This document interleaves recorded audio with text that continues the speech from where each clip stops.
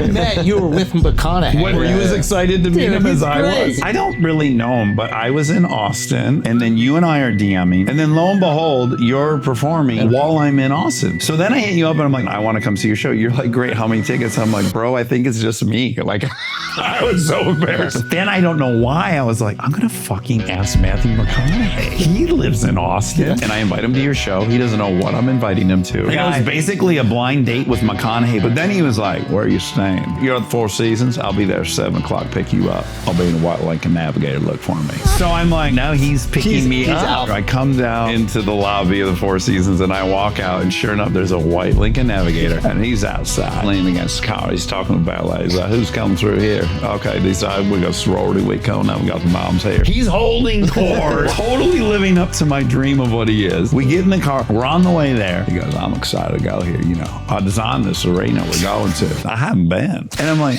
I haven't been. We get there. Now we're just watching stand-up. We can't really talk. So now we're just sitting next to each other. We don't really know each other. But he goes, you probably want to say hi to your buddy. Should we go backstage? You just start interviewing him. What are your political aspirations? Like, I'm like, so we're leaving there, and I'm like, that was a lot of fun. Also, we didn't really connect. There was no magic moment. It's a little bittersweet. We're leaving, we're walking in the car, and all of a sudden he goes, you do this really well. You're a great interviewer, but this is something specifically I think you do really well, is you make the guests so comfortable when you ask the hard questions. Mm-hmm. And the question was, what does it feel like when your movie bombs? Yeah, but the way you set it up, was he wasn't defensive. It was like genuine curiosity. It wasn't like, I got you. Well, I also can come from the place of, I've had a ton of stinkers. Dude, I've had some hot bombs hit the box office. I didn't want to bring it up. Oh, that's good. Or maybe that's what I did. Oh, that's Dax. That was good. What happened? You just Daxed How are we going to bring that up? Let's start with your bombs. Yeah, it's a very, very unique experience to travel around the country, go on talk shows, tell everybody about this movie, like basically tell the world, hey, I've put my heart into this thing. Yeah. And then Friday, you know, if that was a complete waste of time. And then it's very public. Like the people I've interviewed that I've related most to is people who've run for public office and then they lose the election and then they gotta walk around their city and everyone's like, oh, hey, wish it gone your way. You feel like you're wearing a sign that says I lost everywhere you go. Yeah. And by the way, no one gives a fuck. No one cares. No. They move on. If Americans see, I have a very specific example of how delusional I was. I went on Conan O'Brien and I had to go on Monday after the movie always opened. Pro tip, don't ever schedule that because you don't know how it's going to go. I'm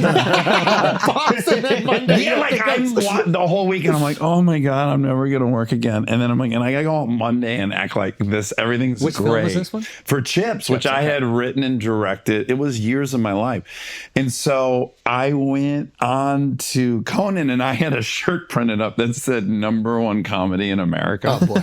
Which it was, because there was no other comedies out. Yeah. And so this was going to be my whole bit. And I'm like leading Conan into saying like, so #1 movie, comedy in America. But it wasn't #1, was it? And I'm like, no, there was 4 or 5 others before, you know, but I'm involved in this bit and I'm like feeling the reaction of the audience and they're not getting it. And all of a sudden I realize like, oh, they don't know it bombed. They just saw posters and commercials. Yeah. And so now you just look like you're bragging. Well, yes. Like, oh, they think I'm seriously celebrating this accomplishment. So I had to turn at one point and I go, gang, the movie didn't do so hot. Okay. Didn't perform. And I had to let the audience in on what bit I was doing. Did you feel them stop hating you at that moment? Well, then they started to laugh. It wasn't even that they ever hated me. They were just confused because they, of course, didn't know it bombed. Yeah. And once I told them it bombed, then they loved it. Like, why am I wearing this shirt acting like it was a big hit? But I left that going like, oh, yeah. no one's thinking about you. They're not thinking about your movie. They're not reading the trades. They don't know when you ate shit. Yeah. And I was just I have to informative. look up very often if a movie did well because I'll be curious and I have no clue. It'd be movies that were popular. I'm like, did that actually make money? Do you ever do that? Well, and also there are movies that we are all certain were huge hits, and they absolutely weren't. Like Shawshank Redemption. We all have seen Shawshank Redemption. That movie made $8 million. Idiocracy. Idiocracy made This is like hundreds of similar. thousands. This is Not even millions. what is that effect? It's called where you Dunning-Kruger. wait, is that what it is? No, that's where dumb people talk the most. Me? Did he just get me? Just say you talk too much and you're dumb. He's fired. No. Damn it! That was fantastic. I don't know who he's insulting. Why'd right you now. ask him that question? That's That's on really you. good. You teed him He up. deserves all the money. I want to know about this effect, though. What was the effect? Streisand? Yeah, Not- talk it's more. not Streisand Oh, effect. the Mandela effect. Mandela effect. Point is, we all remember Idiocracy, and we know about it now to be this incredible film, right? And there's predicting the future, and every time anything happens in an election, they're like, Idiocracy, look, they pointed out. And then at the time, you were actually part of this. Yeah. Not to harp on movies that didn't do well. I'm happy to. But this Mike Judge, brilliant film that you're a part of, it didn't do well, but I think we remember it as this sensational success. Yeah, it in fact, it only came out in, I want to say, like 600 theaters. And that was because I think contractually, Mike Judge, he was guaranteed they had to release it in some amount of theaters. But even when they released it, if you called like Fandango back then, sometimes it was listed as Untitled Mike Judge Project, which no one's ever tried to buy a ticket to Untitled Mike Judge. Yeah, it wasn't even labeled correctly. Mike There's a lot Judge of is Beavis and Butthead. and even probably with similar trajectory, Office Space. Yes. Which that movie again we all of have mouth. seen multiple times, and it made 10 million Shawshank bucks. bombed? Yeah, $8 One of the million. greatest movies in history. That's the one that throws me off. The other ones I remember hearing about from word of mouth and being like, oh, that movie's good. Yeah. But Shawshank, I was like 8 when it came out, and I couldn't believe that wasn't a hit. Swingers. Swingers I knew also because I'm not older than you guys though, so I'm gonna hit the wall on some of these. No, Swingers. Sharky's Machine, right? You guys remember Sharky? Burt Reynolds, Apparently, Sharky. Fight Club bombed at the box office. No. Wow, that blows my This mind. is from IndieWire.com. Yeah, I see. I used to be an encyclopedia about this because I am so obsessed with money. It wasn't a bomb, but considering it was Pitt and Edward Norton and Fincher, I don't think it hit 100 million. So I think it like what they thought it was going to do. Underperformed. What did it make? It opened at 11 million, tapping out at 37 million at the US box office. Yeah, that's a bummer. Wow. Fox spent 65 million on the film. Whoops. Sounds like a bomb. It happens. Do you think movies are done? In the theater. I had thought. coming out. Oh yeah, by the way, movie out now. The Thicket. It's out this past weekend. No, I'm quite bullish on. I would have thought that until I saw Maverick, and then something interesting happened with Chips. So you all saw Maverick, Top Gun 2. Yeah.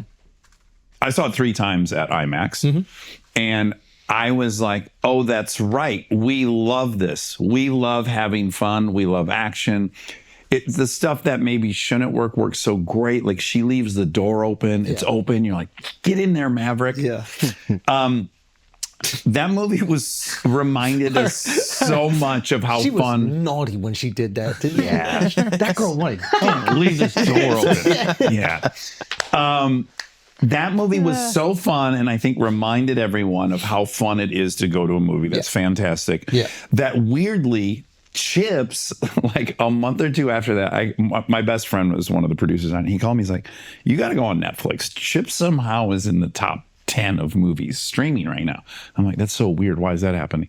And then it just slowly climbed for like a month, all the way up to 2.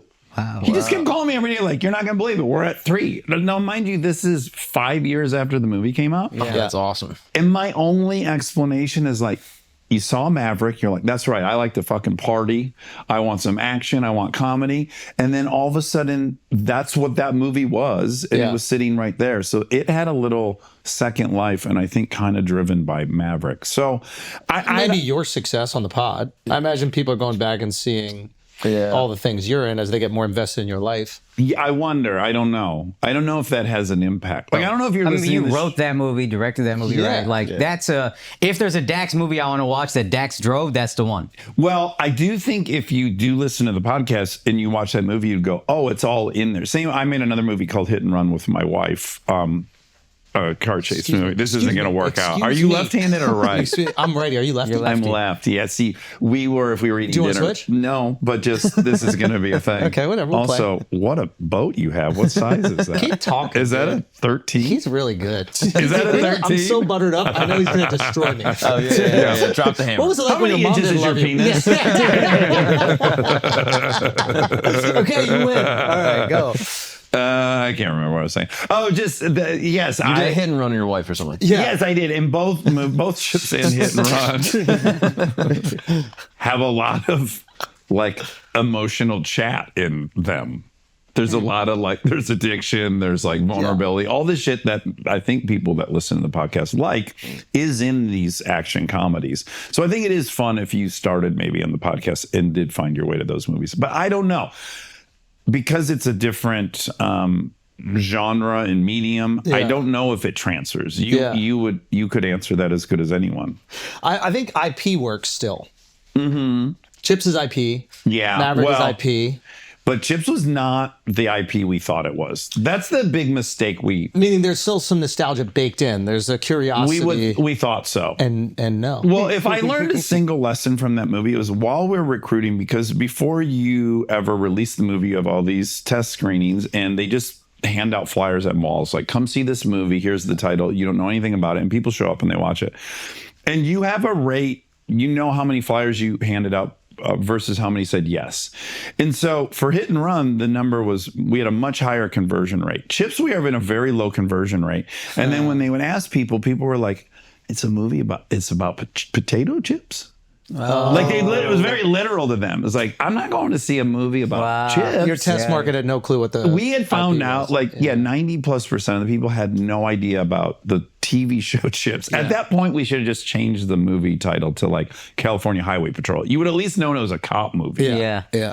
So yeah, that IP in our case Didn't work in probably your favor. wasn't as strong. Yeah. Yeah. But I think that can work now, especially with if you're doing like the major box office thing. I think people go out for Batman, they'll go out for Superman, maybe they'll go out for like Ghostbusters. Yeah. But the new movie that you don't really know anything about, but it could be an amazing story. Yeah. I think that those will probably be more successful streaming, where like the barrier to entry Exactly. is high. Buried entry is the term I was going to use. That's probably why Chips takes off on Netflix. Somebody just texts their friend, hey, Chips is funny. It's right there. Yeah. I don't got to go. I don't got to buy a ticket on Get Fandango. a babysitter, put on clothes. Or even if you're in the motorsports world, which my Instagram is mostly cars and motorcycles is my algorithm. What else?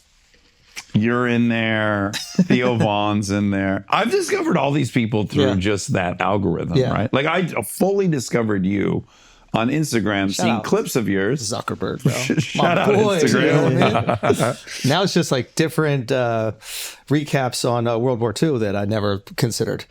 Is that what your feed is? This is my Twitter feed. It's just like, okay. I didn't see it this way. That's a new take. Thanks, Tucker Carlson. That's a scary take. So there are lines from those movies, Chips, right? Yeah. Like I fail everything in the police academy, but I'm great on a motorcycle. And she says, well, you can ride a motorcycle. And I say, yes, ma'am, like a motherfucker. And if you're into motorcycles, that became a thing. So yeah, maybe someone saw that clip and then they went and checked out the movie. I guess it can happen a lot of ways. But I agree, the like $60 million drama that you would have normally gone to see, we have it. The TV shows are so fucking good. That's the thing. The competition, yeah. Guys, the Life Tour is coming to Minneapolis and Milwaukee, October 11th and 12th. Then we got Denver, Cincinnati, Rama, Ontario, Salt Lake City, Reno, Nevada, San Jose, Portland, Oregon, and then finally we are closing it out in Honolulu, Hawaii. TheAdrianSchultz.com for tickets. Don't get by the scalpers. Go get your tickets at theindulgeshows.com. Thank you guys so much, everybody who's come out to all the shows on this tour and who has already got tickets to these remaining dates, and some cool announcements coming soon. Yeah, we'll just say that. Peace. Also, guys, dates. September 27th and 28th, I'm in Greenville, South Carolina. October 10th, I'm doing a one-nighter in Poughkeepsie. And y'all need to buy tickets for this one because this will sell out. I'm coming home. And when I say home, I don't mean a place I grew up. I mean India. And when I say India, I mean New Jersey. October 17th through 19th, I'm going to be at the Stress Factory. I promise you those shows will... If I'm selling out in fucking Timonium, Maryland, Jersey, you think you go waste time? Hurry up and buy the tickets. Go to akashsingh.com for those. Hello, everybody. It's your dear friend Mark Gagnon coming to you from Schultz's chair, because I'm going on the road. Oh yeah, baby. I'm doing a couple one-nighters coming up in November 13th, Stamford, Connecticut. I'm going to New York Comedy Club, one of the best clubs in the city. They got us out in Stamford. Come hang out with you. I'm going to kick it with everybody. We're going to Soul Joel's in Pottstown, PA, like an hour from Philly. Just come out, come hang. I'll be taking pictures with everyone. We'll be talking after the show. We'll be chopping it up, going through probably conspiracy theories and just, you know, current events. So if you want to come hang, Soul Joel's, Pottstown, PA. Come see him, sluts. Yeah. You know what you need to do. Every time. Love that. Let's get back to the show. And look what it took you to get back into the movie theater, Maverick, where you have like It's got to be planes. top cruise in a jet. And yeah, the remake, or not the remake, but the, what's it called? Sequel. The sequel to one of the most fun movies ever. Although, have you any of you gone back to watch the original post Maverick? Yeah. Okay, because my 11-year-old, I took her. We saw it twice together. Yeah. And so I was like, well, shit, now we got to go back to the original. And we were watching the original. I was like, it's very good. It's not as good as I remember. Maverick is much better. Oh, really? Wow. Interesting. I know that might be sacrilegious to people, but I think if you go back and you watch it, you're like, yeah, it's really good. I like that there was a real bad guy in the first one. Who was the real bad guy? Russia. Oh, yeah. You know what I mean? Like in this one, there's just this like random flag. You're not sure if it's the Middle East. You're not sure if it's Azerbaijan. Saber rattling. Yeah. Like, let's cook up some Cold War. Saber.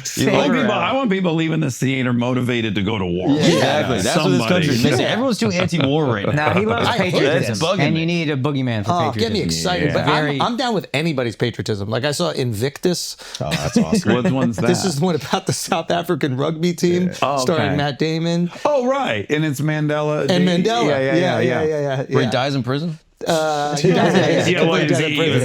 a Fruit of Looms t-shirt eating some stovetop stuffing. I'm bawling crying. I'm bawling. Sure. Me and my dad are watching this movie, and I'm like, I'm the biggest South African rugby fan ever. I don't even know the rules to this fucking game. I'm so excited. So anybody's patriotism outside of like 1940 Germany, I'm pretty about. You know, That's the only one. It's tough to get behind them. I don't know. What are the other bad ones? Well, I know Pol Pot, like Rise to Fame. What's that? Khmer Rouge, Cambodia. You probably These don't. countries? Are these countries? Cambodia, I've heard of. Yeah, Cambodia. Why did they have a bad history? Pol Pot, there was an agrarian revolution, a communist revolution, and they killed anyone who was a professor.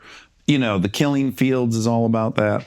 So they killed all professors. We could not, some made it out for sure, but they were rounding up any intellectuals, any business people. What were they teaching? Presumably laissez-faire Adam Marx capitalism.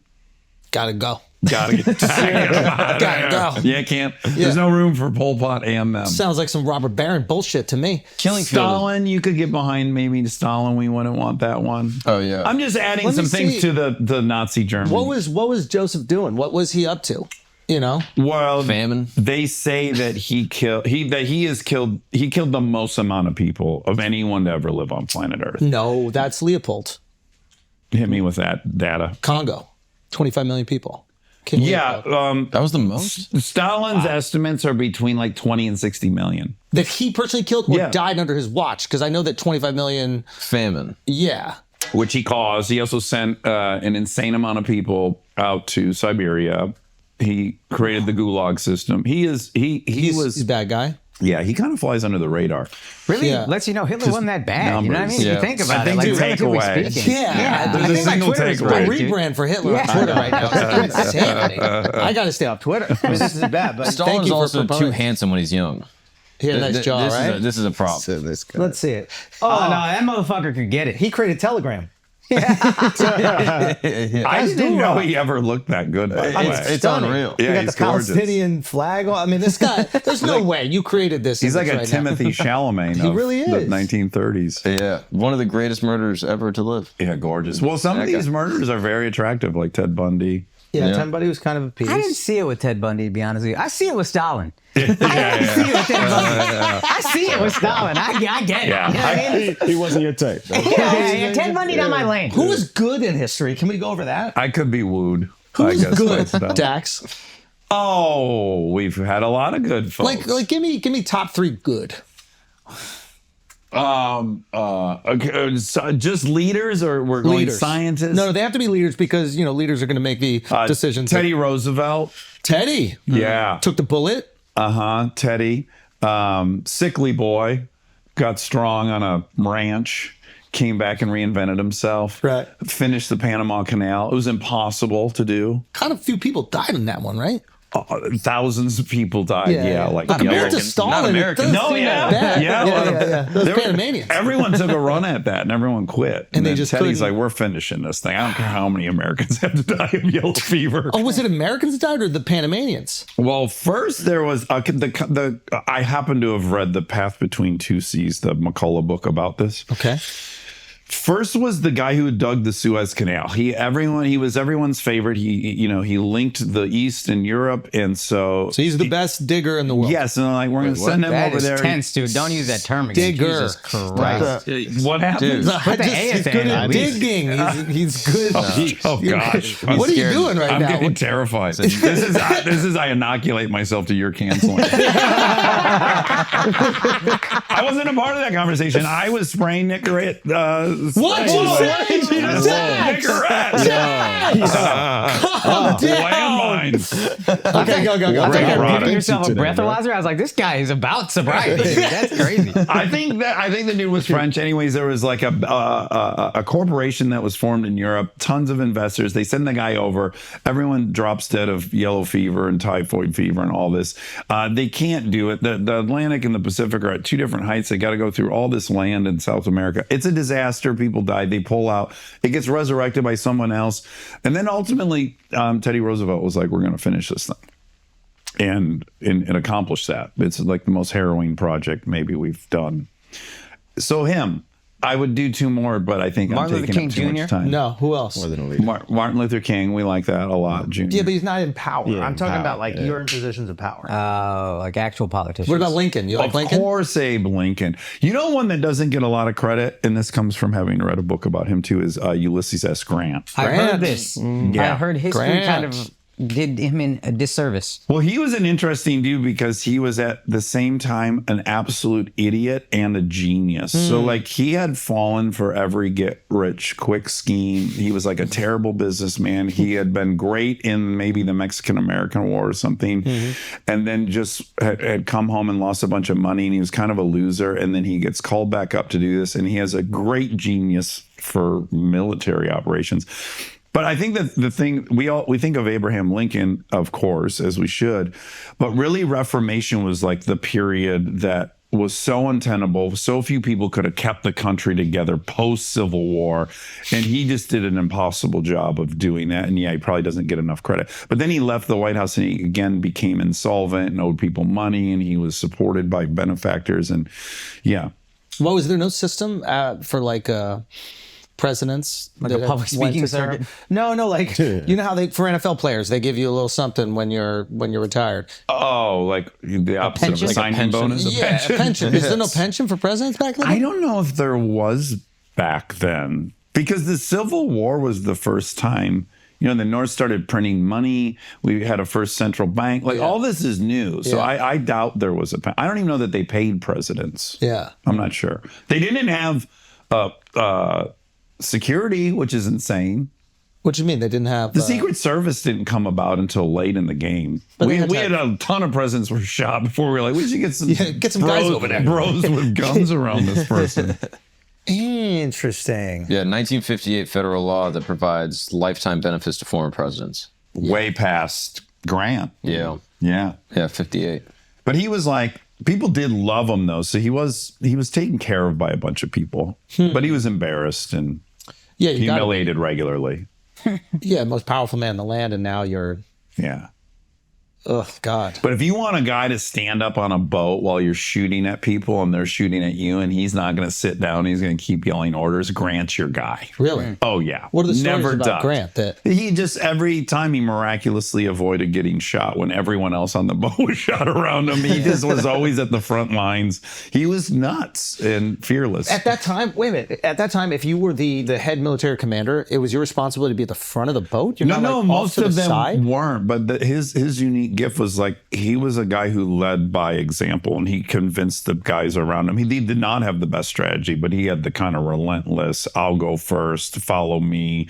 It was an infectious leader. He was the real dude. Okay. Yeah. And then what about Sherman?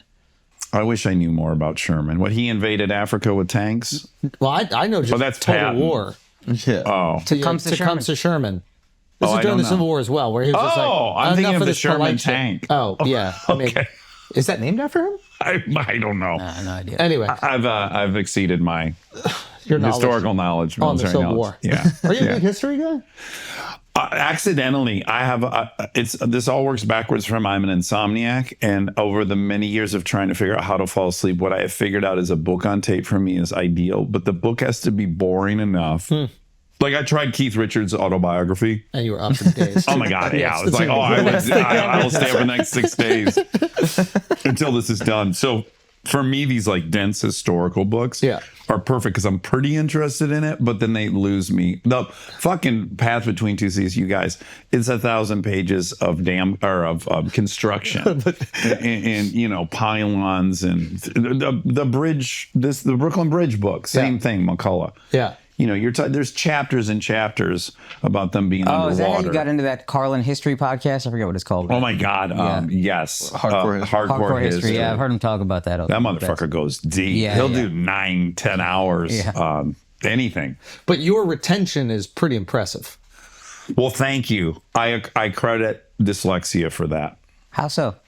Because when I was a kid, I didn't learn to read till like 5th grade. I was in the learning disabled room with the other guy, with the other gang, and I'm going to be delicate about who I was in there. Well, I was one of a few people not wearing a helmet, and it was very confusing to me because I was like, on the playground, I seem kind of smart. I'm chatting with dudes and I'm holding my own, but I get in this classroom, they're writing on the chalkboard, and I'm like, I don't know what's going on, and I had 5 years of that. So the only thing I picked up was what I heard the teacher say. Like if I was going to remember anything, it was going to have to come orally.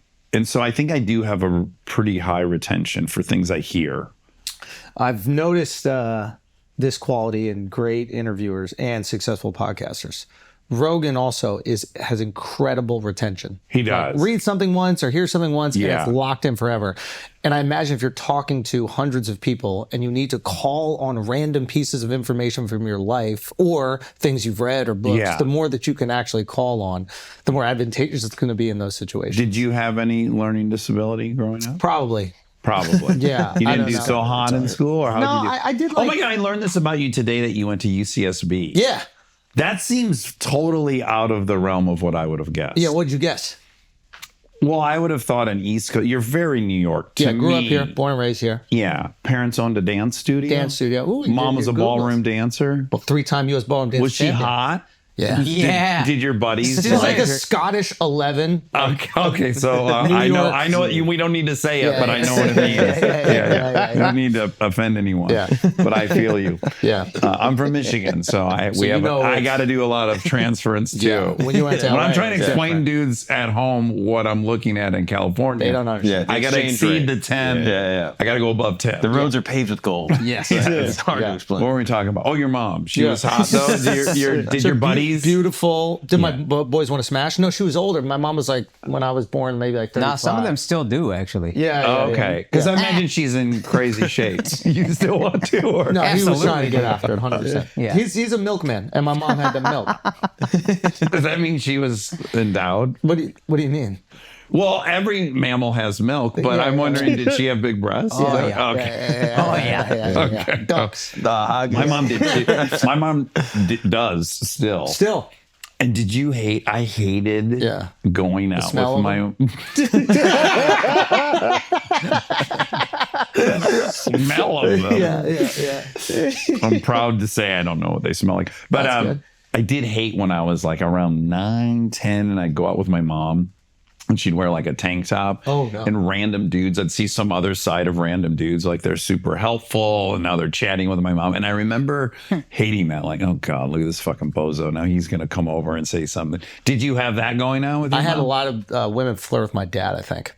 Oh, really? Is he a He's just really charismatic and like nice. Very and charming guy. Charming, but like He's a what? Very charming guy. Yeah. Oh, okay, very charming. Charming guy. Tall and like, gentleman? Yeah. Like maybe 6 foot, 6'1" or something like Okay. that. But like you're the most interesting person that he's ever spoken to. Yeah. Like immediately. That's powerful. Whatever you're doing, he's authentically curious about it, and you are the most interesting. But you no doubt didn't mind that women were talking to your dad. That's fine. They couldn't If you're a help young boy. Just couldn't help it. I know what What are they they're supposed to do? powerless. What's his name? Larry. Larry, great name for him. Were your Larry parents Schultz. separated at the point you started noticing this? And if so, do you think Well, that's yeah, why? I was 'Cause on my probably second stepdad by this Oh, point. your Yes. mom must have been hot. Yeah, all due she's respect. attractive. To Yeah, get she's to attractive. 3, to get to 3. Oh, she didn't stop there. I know, there's there's a a fourth, and there's a dude currently trying to marry her, which is good for her because she's What do you 72. think that she? Still got it. Yeah, how did? What's her appeal? No.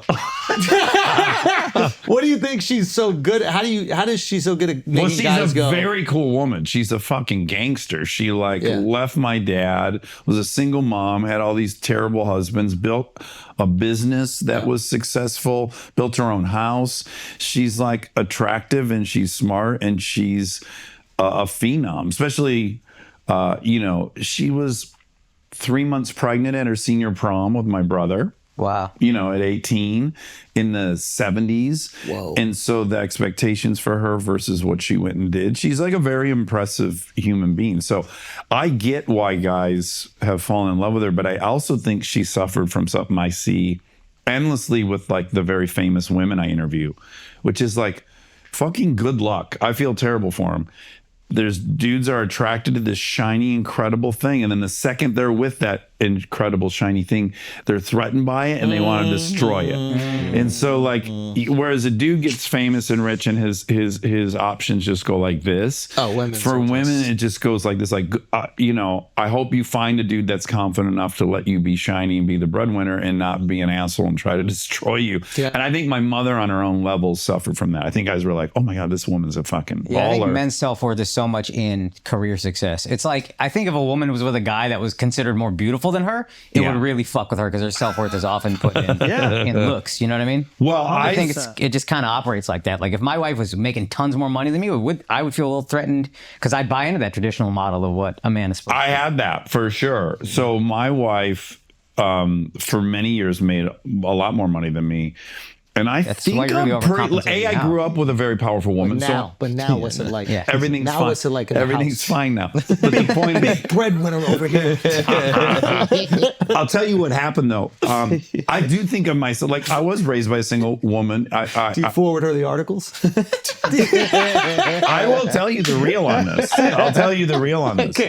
He's like, nah, she sees it already. So I'm totally fine with her being powerful. I had no envy of her. She's much more famous than me. All that stuff doesn't bother me one bit. But yeah, knowing she made more money than me, still I would be like, I'm supposed to be making I'm very stuck in that. Like, oh my God, I'm supposed to be making more money. This is embarrassing. Like You feel embarrassed by it. of course. Meaning- I just couldn't shake where like the water I grew up in. I'm like, What other people will think of you or what she will think of you. not her. What other people will think, what I think. I'm supposed to be like that was still one I couldn't shake. What happened though is we had kids, and at some point, luckily, I was like, oh right, this is for all of us. Like, fuck yeah, go make as much as you can because this is for these little girls now. It's not even about me. And I got over it before I started making a bunch of money. All right, guys, let's take a break for a second. We got some big-ass games coming up this week. Obviously, we have Vikings versus the Texans, Eagles versus Saints, but most importantly, we have the Cowboys and the Giants. Now, I know Akash likes to pretend like he no longer cares about the Cowboys because they've broken his heart. For so many years, even though he got a bunch of fucking championships early in his life, how many does he need to get? He's spoiled, if you really ask me. The point is, Akash right now still cares about those Cowboys. He doesn't want to admit it, but he still deeply cares. And when the Giants jam it down their throats, it is going to make him suffer, which I'm sure Alex, myself, and any other native New Yorker that supports the Giants is going to be very, very, very excited about. Hey, Andrew doesn't know I also recorded ads. Hey, Andrew, I don't give a fuck if the Cowboys lose. I didn't even know what time they played last week, to be honest with you. They could suck my whole dick. I still don't have a sports team. I'm going to be honest, I'll probably root for the Cowboys if I happen to catch a game, but I ain't really looking for them. Anyway. Regardless of who you're rooting for, I hope it's the Giants. You can bet on these games and any other upcoming NFL game on Stake. Now, this segment is brought to you by Stake, the leader in global betting and U.S. social casinos. Bet on top sports and political events and use the promo code FLAGRANT for your welcome bonus. Now back to the show. Do you think you had stronger views of what a man is supposed to be because you, again, like you didn't have your dad in your life and that's like, oh, this is what a man should be? Oh, I'm the most cliche, like, here was the playbook to be a man where I grew up is like jump shit, drink too much, do too many drugs, try to fuck a lot, fight. And I was like, yes, I'll do all of them. Like, somebody tell me I'm a man. Yeah. So, yes, I think I was really susceptible to, like, whatever the dudes around me were doing, I was going to show them I'm doing this shit. I can do all this. What's the next thing we do to prove we're a man? So, yeah.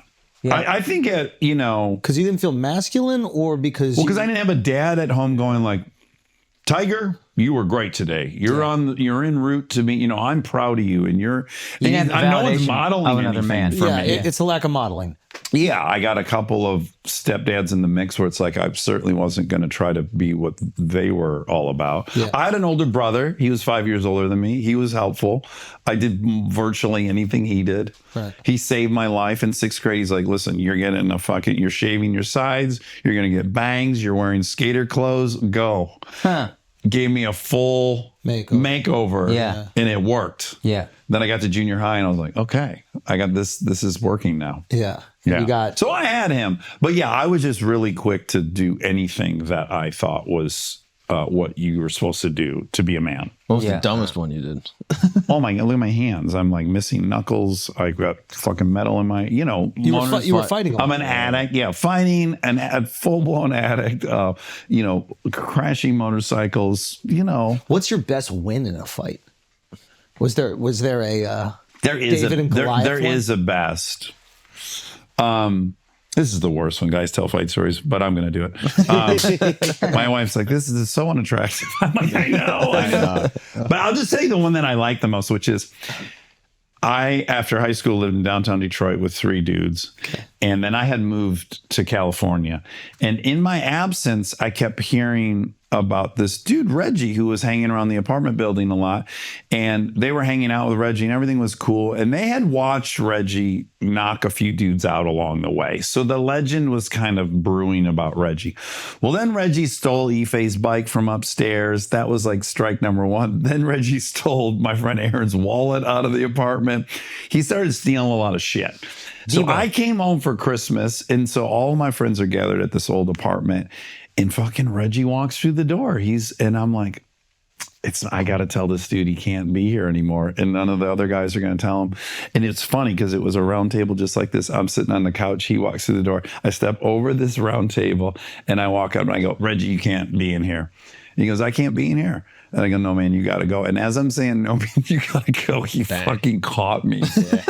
I've never been hit by someone faster. I was chatting and then I had gone over this exact coffee table, landed with one arm down, and I looked over and my then girlfriend staring at me. She just watched this guy knock me over a table. Oof. And in my mind, I'm like, I want to go to bed right now. I don't want to deal with any of this. And I'm like, everyone's watching. We're going. And I got up and went over the fucking table. And then I got him in a headlock. And there was hockey punches for 45 seconds. And then everyone had to pull me off. And I just smoked Reggie.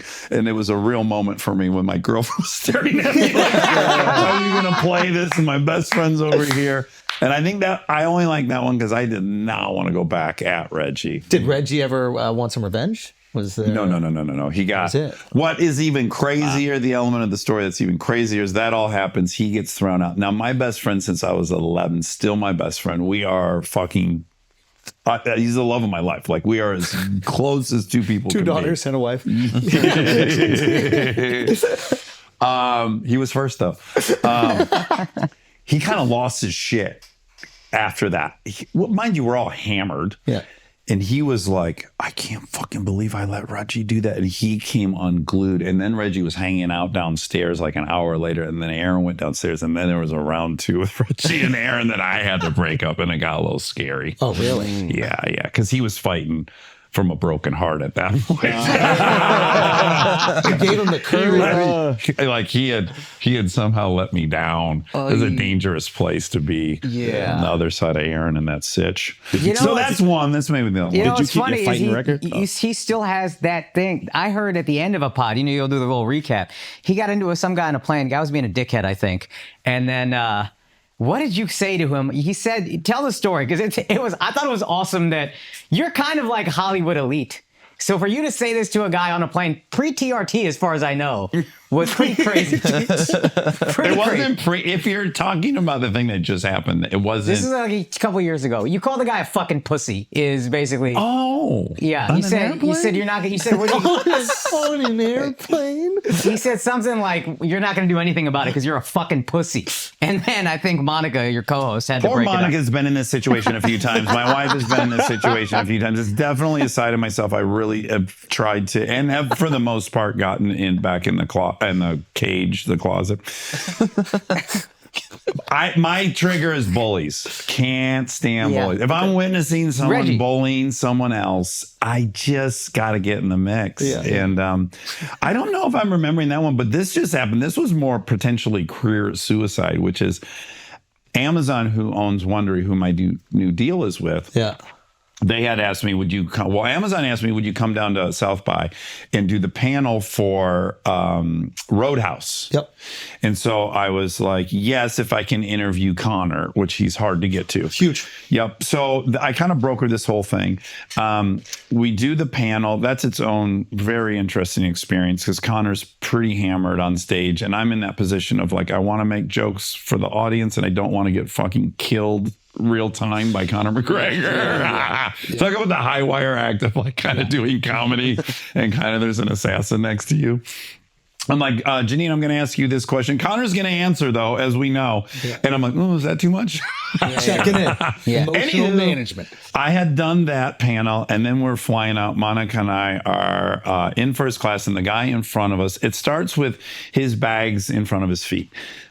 Everyone fucking knows you can't have your bag in front of your feet in the front row. Yeah. There's no seat to touch. And I'm like, this guy's acting like, and the flight attendant is like, sir, can you put your bag up? And he's like, I thought I might be able to get that past you. And she's like, okay, could you put your bag up? And he's like, okay, you're going to make me put my bag up. And I'm just one row behind. I'm like, oh my God, I hate this guy. So he finally puts his bag up. Then she's, would you like lunch? What are the options? Makes her read him the options. And he goes, okay, a thigh. So the chicken is a thigh. Is that dark meat? And I'm like, how long have you been eating chicken that you don't fucking know that a thigh is dark meat? Everyone knows. He's making her now say what dark meat. So now I'm just like, I can't stand this guy.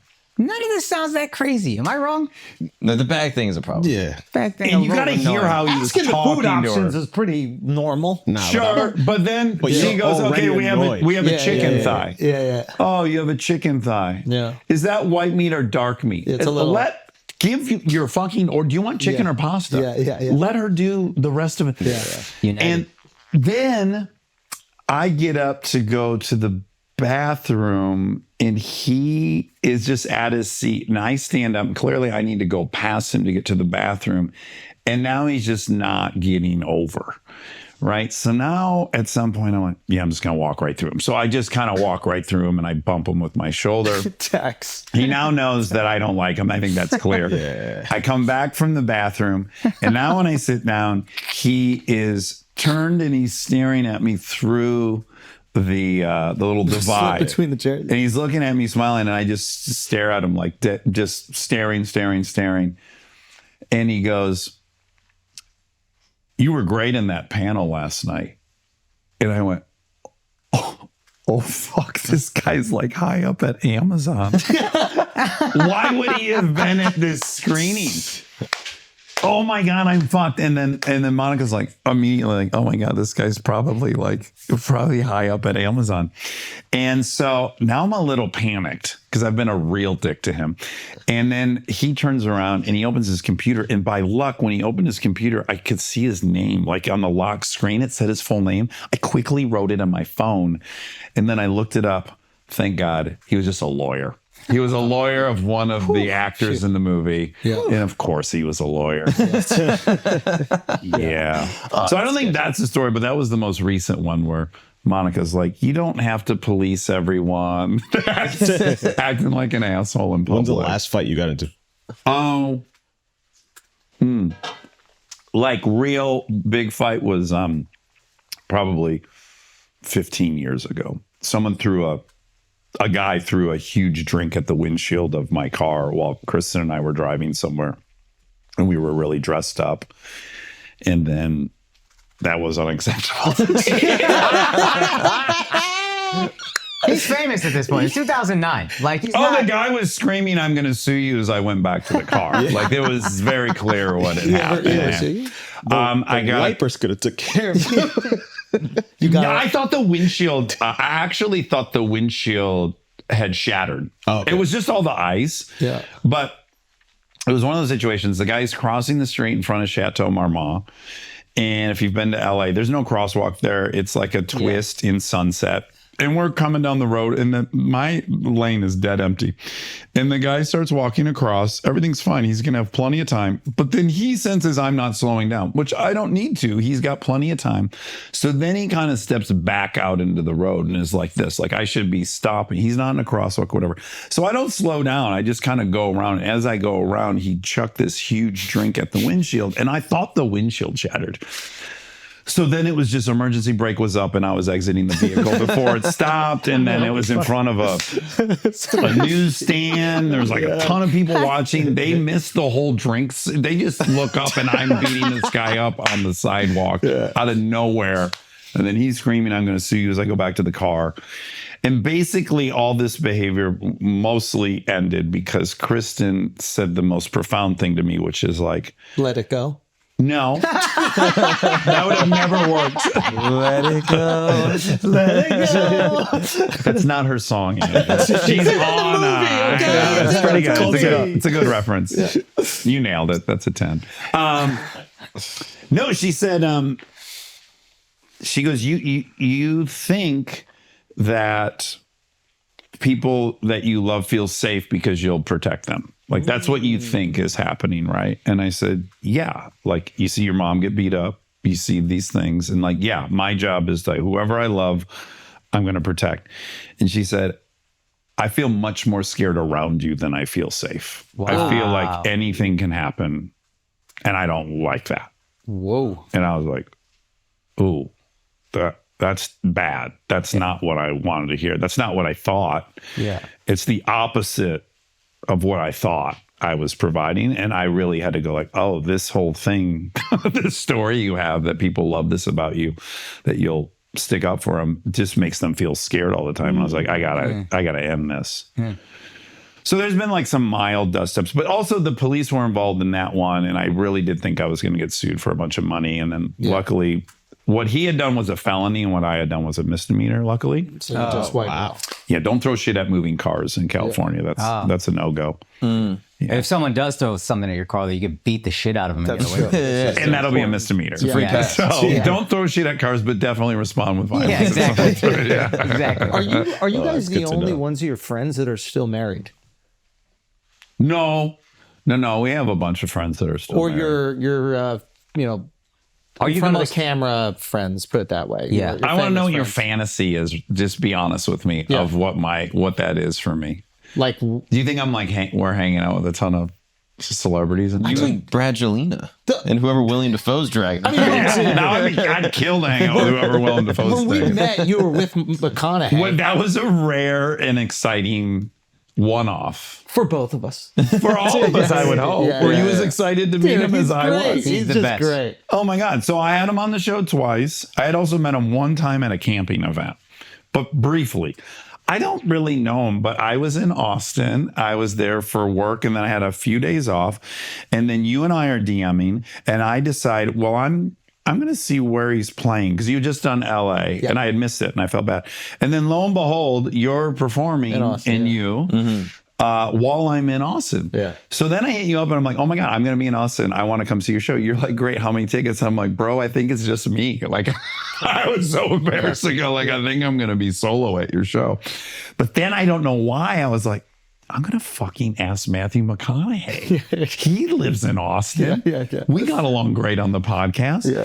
So I kind of cold called McConaughey through emails, through his publicist and our booker of the show. Yeah. And then we start emailing and I invite him to your show. He doesn't know what I'm inviting him to. And he sends me an email and it's got the green light logo. He gave me a green light. Like, let's do this. Let's go to the show. So it's basically a blind. Awesome. He said, yeah. That's so awesome. What a And it was guy. basically a blind date with McConaughey, but this really funny thing happened, really quickly. So I had invited him, which is kind of like the alpha move. I asked him out. Yeah. But then he was like, where are you staying? I'm going to pick you up. What time? I'll be at Really 7. good. 7. Really good. Really good. You're at Four Seasons. I'll be there at 7 o'clock, pick you up. I'll be in a white Lincoln Navigator. Look for me. And I'm like, okay, wow. Really good impression. Hold on. I'll get better as I get into it. So I'm like, oh, wow. He's picking me He's up. alphaing you now. And then he goes, so what are these tickets? What do you got set up? Because, we can do a suite if you want. And I'm like, look, whatever thing you want to do, like if that sounds better than probably what I'm going to get, like let's do that, right? So he's like, okay, great, I'll pick you up. So now he's got his own tickets for us. It started with me having tickets. And so it's such a dream come true. I come down into the lobby of the Four Seasons and I walk out and sure enough there's a white Lincoln Navigator and he's outside. He's leaning against the car. He's talking to ballet. He's like, who's coming through here? Okay, they decide we got sorority week coming up. We got the moms here. He's holding court. Wow. Fucking total McConaughey awesome. style. Like totally living up to my dream of what he is. He's just so happy, so fucking comfortable in his own skin. We get in the car. Again, we don't know each other all that well. Yeah. We're on the way there, and he goes, I'm excited to go here. I designed this arena we're going to. Built this place. I put together some private equity money, and we've got the state of Texas involved, and we built this thing, and it's gorgeous. I haven't been. And I'm like, I haven't been. hold on a second. I'm like, Perfect. I asked you out, but now you picked me up. Now we're going to say, also, you designed the arena we're going to. Like, and he kept that. What's so cool is he kept that quiet all the way till we were on the way there. Like when I first, if it was me and McConaughey saying, I'd be like, yeah, let's go. I designed that place. Let's go to my arena. Yeah. You want to come to my Oh arena? yeah, it's at my arena. I knew that because I designed the place. Like you would have heard about that long before you even met me. So this is coming out on the car ride. I'm like, my God, this guy fucking built this arena. We get there. The whole staff's so excited that we're there. He has built this place he's never been. Yeah. So, and we go up to this suite and he goes, oh, this is great. This is great. What's the number one problem when you're watching a game? You're watching some kind of event, right? Bars back here. Action's up here. So what do you want? Look at this. There's a fucking bar in the seats. That was McConaughey's invention. I'm like, this guy is so fucking cool. He's one of the few people that guys and girls equally have a crush on for different reasons. Yes. Yeah. Oh, he's so like, I want to just feel like he feels for a day. I want to walk around. I had this. no clue you guys weren't like besties. Oh, no. So you're going to like the end of the story that you don't know about, which is It's great. car ride there is fine. It's good. It's a good first date car ride. But then, and this was tactically a blunder, which is now we're just watching stand up. we can't really talk. Yeah. So now we're just sitting next to each other. We don't really know each other. And we ended up having a great time. You were great. And then you were fucking, what was a relief to me is like, he loved you. Oh, good. Yeah. He loved you. You got into a certain thing about talking to your wife, and we were both like, oh, that's exactly what it's like. And so we had a really fun moment. Yeah. And then what was cool about him was, I know I need to go say hi to you. It would be rude if I don't go say hi to you. Sure. But also, I don't know his baseline, like how much he wants to be mobbed. Yeah. And so I'm like, I'm going to have to tell him at some point, we got to stick around. I got to go say hi to Andrew. But he goes, you probably want to say hi to your buddy. Should we go backstage? And I'm like, oh my God, this guy's a mensch. Like he offered. So I'm like, yeah. So then we go down, we hang out with all you guys. That's great. You just start interviewing him. Immediately. What are your political aspirations? Like, I would have never.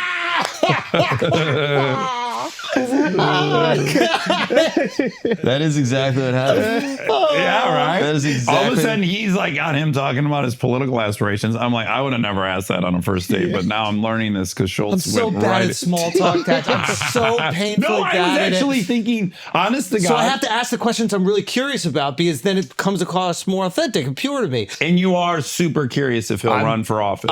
He mentioned it. He was talking about it. Yeah, we would actually, I think, as a population, love that. I think populace. Austin votes for him like in the heartbeat. Oh my God, yes, and that'll pay off here And in we a thought second. the Uvalde Okay. speech at the beginning. So anyway. So we're doing that. You're pretty much on a date with him now. Now you have talked to him way more than I've talked to him. Okay. Right? Yeah. And then a bunch of people come in, right? Like it's just We held the room for you two because I was like, I don't want them to be.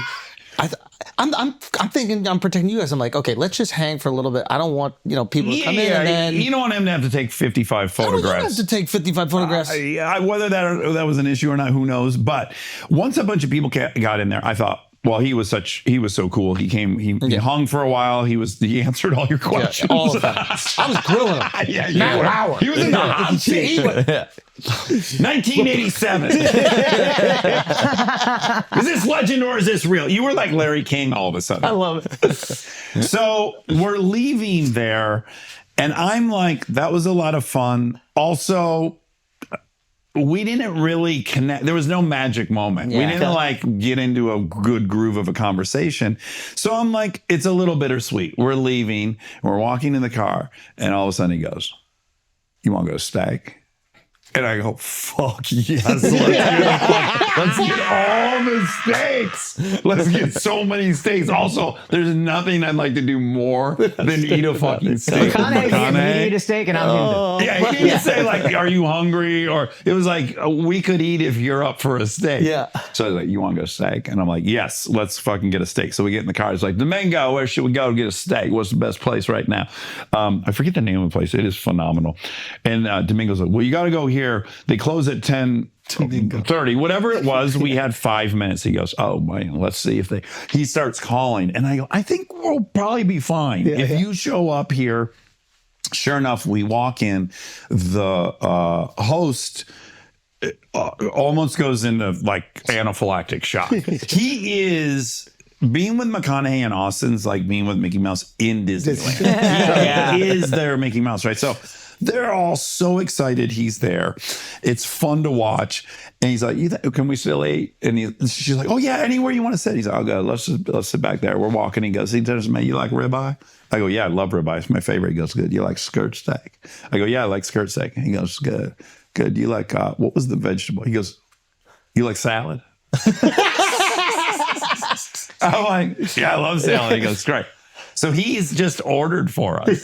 He goes, okay, here's what we're going to have. And he threw down the whole order. And I was like, yeah, I'm really on a date with him. He just ordered for me. I got to say whether I liked it or not, but I was not allowed to see a menu. And then we sat down. The food was incredible. And we had like a full 2-hour, like fell in love. Really? Awesome. Yeah, it was so much fun.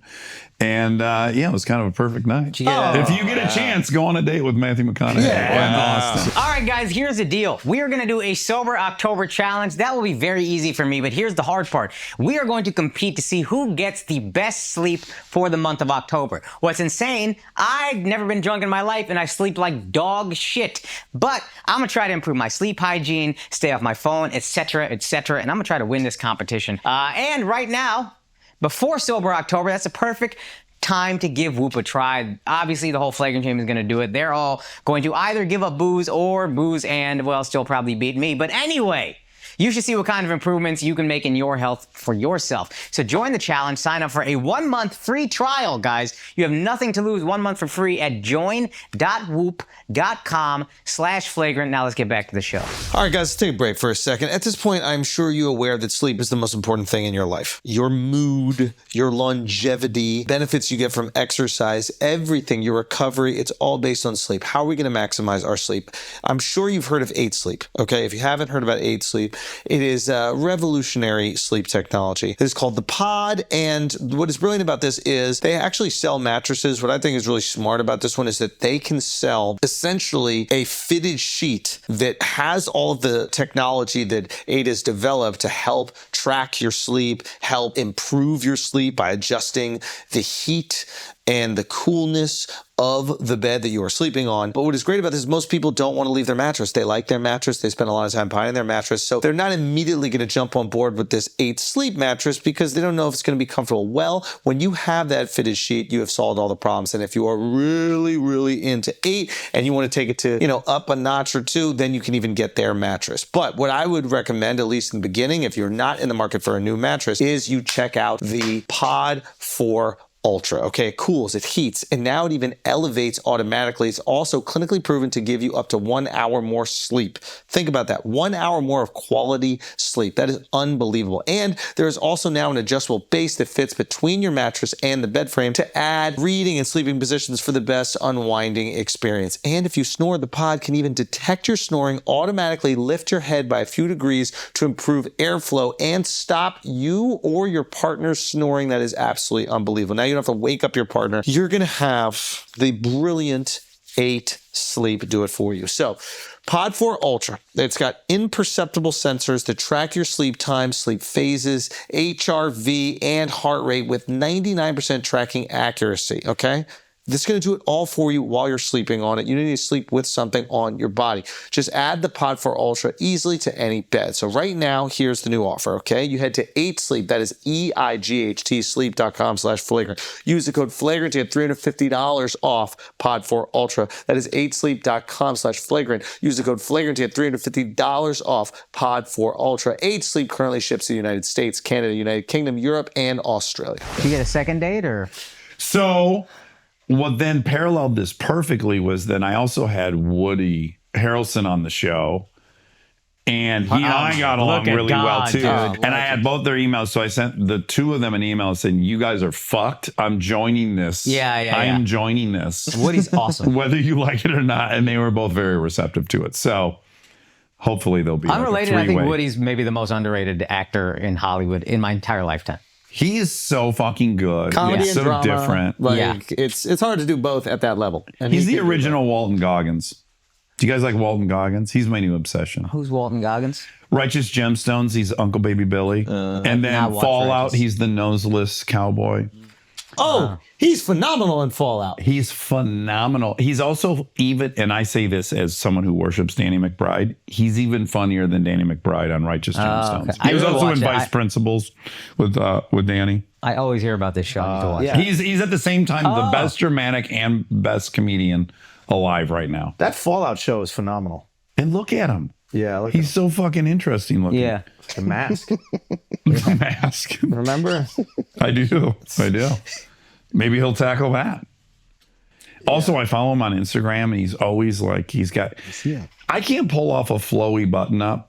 I don't know if you guys can, where you do a button up. No chance. And you got a button. I'm sure you can pull it up. No, I cannot do it. I don't know what's happening with my body type. Well, you're too big for that. Like, it's like you're bragging. I look stupid if I'm in because you're jacked. Okay. You need to Thank just you. use so many muscles.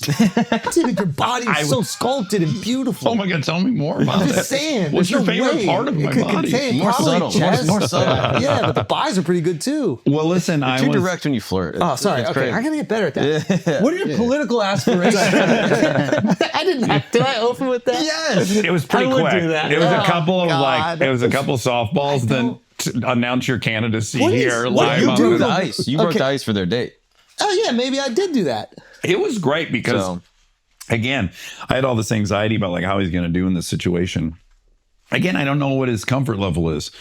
Does he want to be around a lot of people? Does he not want to be? Yeah. I don't know. I don't even know the guy. I'm on a blind date with him. How quick? Like when you're on a blind date with a guy, Yeah. how how quickly will you share your sense of humor? Are you like assessing them, or are you just going? This is very name droppery, and I'm owning that, but it's really perfectly related to your question, which is, I interview all these people, and I get along with a ton of them really well. You guys must deal with this. You're like, well, who of these people am I going to maybe try to have a friendship with? I also have 2 kids and I'm busy. Like, who's got time for this or that? But like, you're constantly meeting people. You're like, yeah, I would love to be friends with this person. So recently, Jack Black was on. Yeah. He and I got along so fucking well. We're neighbors and we're DMing. And then I'm like, let's ask him if he wants to get a hamburger, maybe, right? So I asked him, you want to get a hamburger? He's like, yeah, let's get a hamburger. So we decide where we're going to go. And we had scheduled it like Does sound less cool than steak. Yeah, you should have said. big time. Steak and salad is. But he was saying But it's hamburguese endearing. a lot, Wanna which get is a very hamburger. Jack Okay. Black. Got it. Yeah. Got it. He's like, let's get a classic hamburguese at Yucca's Mexican restaurant. But it was like 2 weeks out we made this plan. So I put it in my calendar. And then day of, we're supposed to have lunch at noon. Day of, at probably 9 a.m., I send him a DM on Instagram that just goes like, hey, confirming we're meeting at noon at Yucca's. So noon comes along and I look and I have no response from him for like 3 hours. And I'm like, I'm going up to Yucca's. He's not going to be there. Like, I'm going to get stood up. So I'm at Yucca's like 10 minutes early. I feel awkward. So I go into a liquor store and walk in circles for a while. Then I come back out. Then I'm like, okay, I can sit in front of Yucca's. I feel like I'm on a date with a woman, to be honest with you. I'm like, I got to look cool when he walks up. Seconds away from grabbing a bottle of Boone's Farm. Why'd you start drinking again? Oh, Jack Black was late for a hamburguese. I had no choice. What was I going to remain sober? So anyways, I go back out. Now I'm sitting in front of Yucca's by myself, and now I'm feeling really stupid. And I'm also thinking, okay, well, not only is he not coming, he will eventually read that DM in like 3 days, feel really guilty and apologize. What's going to be my move then? I'm already planning that out, right? Yeah. And I decide in that moment, I'm going to say, I cried for an hour and a half. Yeah. And then I even go to like, my wife's going to ask, how was your lunch with Jack Black? And I'm going to have to admit I got stood up. So I'm like already planning who I have to tell I got stood up to. And all of a sudden I feel someone grab my thing and it's Jack Black and he's in his like military hat. And he's like, let's go, we're going over here. And all of a sudden we leave Yucca's and he takes me to another restaurant and we sit down there and I go, I thought you weren't going to show up. He goes, I knew you weren't going to show up. I told my wife when I was leaving, he's not going to show up. And when he sends me an apology text, I'm going to tell him, too bad. That was your one chance. And I go, oh, I went even further. I was making up excuses to people that knew I was having lunch with you. And so our first 10 minutes was owning the fact that we were both awesome. certain we were That's going to awesome. get stood up and that we had crafted text messages to each other and other people we told. And I was like, this is awesome. You're Jack Black and you're insecure, and I'm should not be insecure, and we're both terribly insecure. We were going to get stood up on this date, Dude, it's so- and now it's heaven. That DM that morning, as you're telling me this story, I'm going through I'm my panicking. emotions. Yeah. And the day of, you're like, he's not going to show. I know exactly what you're thinking. He's Jack Black. He's got things to do. As if He's you gonna don't forget. He's so artistic. He's probably terrible with his schedule. build up all the justifications for why he can't. He wears tie dye. Those people are good at He's painting. scheduling. Of course he's not going to meet Why with me. didn't he think you were going to show? Since you sent the message. Well, that's what's adorable is like even Jack Black thinks he's going to get stood up. We all think we're... So, except for probably McConaughey. McConaughey knew I was going to be there He on knew time. you wanted steak. Yeah. I think that's part of what's so alluring about him is one thing that makes me feel better about being insecure. There's been some very powerful people here, and I'll see things where I'm like, oh, they were being insecure. And you realize everybody feels that. Yeah. And then you see a guy like McConaughey who just seems comfortable in his own skin. Yeah. And that's such a superpower that you're like, wow, that guy's fucking awesome. I want to be like that guy. Yes, it's very enviable. Yeah. His comfort level in his own skin. Unbelievable. Yeah. God. It seems like, this is not a judgment, like he can enjoy it. He has figured out how to enjoy that attention. And what it really boils down to, too, is if you feel worthy of it or not. Mm-hmm. That's the crux of it all. Because I had this experience where I started therapy 2.5 years ago. For real, I had done couples therapy, but I had not really had a real, like, I'm going to do this once a week and I'm going to do this for a while. And that therapist said to me, because the deal with Spotify was very large and I wasn't really ready for that, which sounds weird to say, but I just was like, you shouldn't get this. Yeah. Someone's going to take this away. You don't deserve this. Yep. All these things. Impostor syndrome? Yeah. Big time. I have that, yeah. And he said, look, in life, sometimes you will make a huge choice and that'll enact change and growth. Or one can land on your lap and you can either grow into it or you will lose it. Mm-hmm. And he's like, so you have to grow into this and you have to accept that this is real and that you deserve it or you will lose it. Mm-hmm. And I was like, oh, that's so weird to think about. But over the course of working with him for a year, I would have had a whole explanation for you as to why I don't want to take a picture with somebody at a restaurant. And I have good points I could make about that. And I would say like, well, they don't even really want to meet me. They just want a picture for their thing so they can get attention. And I'm not terribly sympathetic to that. I had all these, they're logical. Yeah. That wasn't really what was going on. Yeah. Because as I started feeling more and more worthy of that attention and praise from strangers, lo and behold, I didn't mind the interaction as much. I was like, yeah, I'm happy to do this. I found myself offering, my wife and I were on a flight and I said to the pilots, I was like, I don't know if you guys want a picture together. Like, we're happy to do that. And they were like, oh my God, you guys are the first people to ever offer. Yeah. And I was like, oh, I loved that. Oh, it had nothing to do with those other things. When you came up to me and gave me attention and approval, I didn't think I deserved it. Yeah. I was like, you retrofit all these justifications on it. It just reminded me that I didn't deserve it when I don't like that feeling. So I'd rather just not do it at all. I think there's an advantage being a stand-up in these types of situations. And I think being a podcaster. Yes. Because when you're a character and you're an actor, you know that people love that character. They like Ross from Friends. They want a picture with Ross. They don't want the guy who's acting as Ross. Yes. And with Tom Cruise, like, yeah, he's so famous, but like I'm in love with Maverick. Yes. I don't really know anything about Tom Cruise. Right. And that can definitely curate this imposter syndrome, which like, does anybody really nobody really knows me? Why do they even want a picture with me? Yeah. When you're sharing your life as you do on the pod and people feel really connected with it and they want a picture with you. Yeah. It's me. It is the definition thereof. The podcast has been what has allowed me to accept it. Yeah. Because even if people would come up to me and say, I love Idiocracy, I go, that's Mike Judge's compliment. Yeah. Like that movie is that movie and you love it because of Mike Judge. I got to be in it and I'm lucky, but it's not my Parenthood. That's not my compliment. That's Jason Kadam's compliment. And I would always have whoever's compliment it was, but it never was mine. I think a lot of, I would imagine a lot of actors go through that.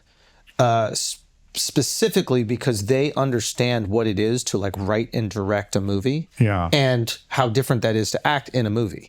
Yes. And not to say that there aren't actors who are incredibly talented. There are. Oh, yeah. But if you follow directors that you really care about and writers you really care about, you'll tend to find a trend where you really enjoy all the works. Yes, if you just follow an actor, you'll be like, oh, I didn't really like that one as much. And yeah. In the best case scenario as an actor, you can not suck in things that suck. That's the high water mark. Yeah, you're right. 100%. Like that was Burt Reynolds' kind of defining quality. And he ended up getting a chip on his shoulder at the height of his career, which was a bummer, and he said, I'm a Burt Reynolds super fan, and I have his Playboy interview from like 79, where he has been the biggest movie star for 8 of the last 10 years, almost unparalleled. And he's mad he's never gotten nominated for an Oscar. And he said, look, Dustin Hoffman's in this movie with this great script and this great director. Smoking the Bandit was a 30-page outline. Yeah. Like what I did in that, and he's right. Yeah. And so on some level, he's right. Like he could start with nothing the bar of this movie, and deliver you the biggest movie of 1977. That is, but you got to shut the fuck up about that. You got to just enjoy being the biggest movie I've star. seen a couple Burt movies, and he's the coolest guy on the screen, but like he kind of is that in everything. Burt or Burt. Yeah, Whatever yeah, I've yeah, seen. yeah, like I've yeah, seen Longest yeah. Yard. I didn't finish it. I was rewatching Smoking the Bandit, and then Netflix literally took it off the next day. But how old are you? Okay. I'm 40. 40. Yeah. Yeah. I'm about to turn 50. Smoking the Bandit was, that was the movie. Yeah. If you could grow up and drive a Trans Am around for, like, even in the movie, Sally Field asks him, what do you do? And he goes, I show off. That's his fucking job. Yeah. His job is to do donuts in a Trans Am and embarrass the law enforcement trying to catch him. So as a kid, I was like, that's what I want to do. I want to be the band. But about getting recognized, I always say this about you. You're the best I've seen at being comfortable being yourself. I feel it's still like a pressure to like be as nice as possible and whatever. And then I'm like, I will do that, but I don't want to be here too long because I feel like this is a lot of pressure on me. He's from the Guy Code days, 2014, 2015. I would look at him, I'd be like, this guy's so fucking comfortable just being himself with these people. And I've always admired that. I think it's the stand-up. It's like if you like me from stand-up, that's something that I'm proud of and I work hard on. And I at least know that you're appreciating a thing that I've created. You have total ownership over it. Yeah. I do too, but I'm still like, it's funny you'd say that too, because you're right. Like, you ask yourself, I remember watching comedians in cars getting coffee, and Seinfeld's with Galifianakis, and people are filming them, and that's annoying. Like there's a lot of layers to it. One is like, you don't have control. Well, I'm someone who likes control. And I also don't like if a dude's doing something and I've made it clear to that person, especially a dude, I don't like this, and you're still doing it. It triggers something for me that's like, well, you think you can dominate me, or you can ignore what I'm saying. So again, stepdad. So there's that baggage. Then there's just you don't have control. Like, okay, 5 people want a picture. That's fine. But if the rest of the people in the restaurant just see someone getting their foot, they don't even fucking know who you are. But now they want in. And then there's a feeding frenzy. Like I've seen this with my wife. Well, that's just very uncomfortable and a tad bit scary. And you've just lost control of your environment. So that's all fine and dandy. But Seinfeld says to Galifianakis, he's like, you're really upset about this. He goes, but it happened and it's over. And it was 5 minutes. Like he really frames it in this way. Clearly a dude who's had a lot of experience getting comfortable with it. And at the end of the day, I just had to ask myself, like, well, who do I admire when I see them deal with it? And it's always the people that are that way. They're chill about it. I don't admire the guy that's got the boundaries and is good at. I don't want to be that guy ever. Because you lose, by the way. You feel bad when you're that way. Yeah. I have been rude to people, particularly once we had kids. Like I still, you gotta protect your you children. can't take pictures of my kids, and I don't like you film it. So that still gets a little triggered. But at the end of the day, even if I tell them, I'm nice, I'll be, please delete the photo of my kid.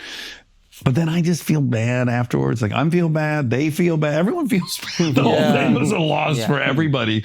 Versus if I go out of my way and be nice, I actually walk away and I go like, I like myself better when I have that reaction. The boundary thing, I'm not big enough. How do you play it when you're at a social function and you see someone like a hero of yours that's way more like that's super successful? You're like, holy shit, this guy's here. Like, do you go up to him and say, what's up? Like specifically when you were like younger in Hollywood? No, I never would do that. In fact, I've been around Bill Murray 3 times. He and Letterman are my gods. And I'm like, I don't ever want to have an interaction with him until he wants to have one with me. It's not going to happen, but there are some people I was around and I waited long enough and then they did want to talk to me. And that's just, So I don't want the interaction where they're trying to get away from me. I'd rather just look at them and not have that. Do you ever have that's my ego. Do you ever have a moment where you met someone that you really admired and you're like, oh, fuck, I wish I didn't. He's not who I looked up to or admired or whatever. A never meet your heroes kind of moment. That's a good question. I would have to give a name at that point, probably. I mean, it would just be, I can just say that, like, I had been around Brad Pitt a couple times. Yeah. And I would not say a word because I am so in love with Brad Pitt. It's insane. Yeah. And then through a crazy course of events, he did talk to me at some point. That's and I was awesome. like, oh, here we go. I'm glad a really funny one was Stern. Kimmel had a party for Howard Stern, as he does, right? He comes to LA and Kimmel always throws this great party. And Chris and I were lucky enough to get invited to one of those. And then by luck had it that like 2 weeks later, I ended up being on Stern for the first time. And he goes, yeah, I'm seeing that you were at this party Kimmel threw for me, but you didn't say hi. And I go, well, yeah, I was like trying to be the hot girl at the party that's like ignoring you and hopefully you'd be intrigued and come start talking to me. He goes like, well, that didn't work. I didn't even know who you were. It totally backfired. I'm like, yeah, that's the risk it runs. I probably could have met you, but I was like, I'll wait. There's a, Norm Macdonald put out this book. I think it was released maybe before he died or maybe it was after. I'm not exactly sure. But there was this excerpt in the book. I'm pretty sure it was Norm's. And he talked about like how lucky he was being famous. And it was an interesting perspective because like you could look at a guy like Norm who's just so hilarious. Yeah. You could see him having a perspective on fame that is very like critical. Misanthropic or something. Absolutely. Yeah. And he was Because like, it wouldn't be punk rock enough. Exact. But I thought it was great. He goes, for the last 40 years, whatever it is, I got the best version of everyone I met. Every person that came up to me was happy. Yeah. They were excited. Yeah. They were on their best behavior. And like, you grew up you were from Detroit. Like, you spent some time in LA. Like, when people are not famous, they treat you like shit. Oh, yeah. In the fucking way. And the fact that when people approach you, there's a smile, there's excitement, and then a little picture that you give to them, they walk away, they're like, holy shit, I think a lot of times, if we don't reflect on how lucky we are that those are the majority of our social interactions as human beings, and only like 0.001% of people get to have that. Yes. Man, we're lucky, dude. Let's take a break for a second because I got to make sure you got the best wallet on the planet. And oh my God, they just put in a nice little secret compartment that you can keep whatever you want in. That I'm not going to say what I would keep in it, but one could keep whatever you want in. I'm not suggesting you put anything in there at all, but look, they won't get crushed and they're conveniently hidden in case, cops take your wallet and they're looking for ID. They would have no clue, okay? What I'm trying to say is Exter has got your back. They keep improving the greatest wallet on the planet. You already know how easy it is to access all the cards. You already know the amazing things that the Exter wallet has provided for you. But now that they got this little compartment that you may or may not be able to put powders. I don't know what type of powder that you would need. I don't know what type of powder would be useful for you in your life. Maybe you need to put some blush on your cheeks. Maybe that's what it is, okay? Maybe that's the type of powder you need. Who knows what type of powder that you would use that could conveniently fit right in there? What about a Zyn? You don't want to carry those that big tray of something like that. You just pop them little pouches in there. You're good to go. My point is, Exter is continuing to kill it. Yes, they got all the other things I've talked to you about for years, okay? It has 2 tracking features that's trackable worldwide. This is the one wallet you will not lose. Even if someone steals it, go find their ass. You can, okay? It's also voice activated. You lose your wallet, you just call it. It works with Google Home, Alexa, and Siri. And big news, Exter wallets are now on Apple's Find My network. You're not losing your wallet, okay? So right now, check out the wallets at shop.exter.com/flagrant. Remember, all the suggestions that I had earlier were my suggestions and mine alone. Guys, we all know paddle's incredibly difficult, but hiring Morgan & Morgan is easy. Okay, Morgan & Morgan is America's largest injury law firm. They have over 100 offices nationwide and more than 1,000 lawyers with over $20 billion with a B dollars recovered for over 500,000 clients. Morgan & Morgan has a proven track record of fighting to get you full and fair compensation, okay? Getting injured because someone else's negligence is hard to go through, but luckily submitting an injury injury claim with Morgan & Morgan is easy. It's almost like just using an app. I'm telling you, it is worth it. Why is it so worth it? Because you only pay if you win. Think about that. You only pay them if you win. So right now, if you're ever injured, you can check out Morgan & Morgan. Their fee is free unless they win. For more information, go to forthepeople.com/flagrant or dial #law. That is pound 529 from your cell phone. That is forthepeople.com/flagrant or #law, pound 529 from your cell. And this is a paid advertisement. Let's get back to the show. Well, two things. I read an interview with Owen Wilson, again in Playboy, and he had a line in there. It's the articles. Read a lot. It really is the articles for you. That's really... It was. It wasn't raunchy enough for me to masturbate to. I had other material that I looked at for that, but then I really was there for the interviews. They were the best ever. But Owen was in an interview. I've memorized like half of this interview in Playboy. He said so many funny things. But one of them was exactly that. He said, the guy asked, like, do you mind getting recognized? And he goes, well, you know, you gotta see that you're pretty much like where you go, you're giving people like the greatest part of their day just by being there.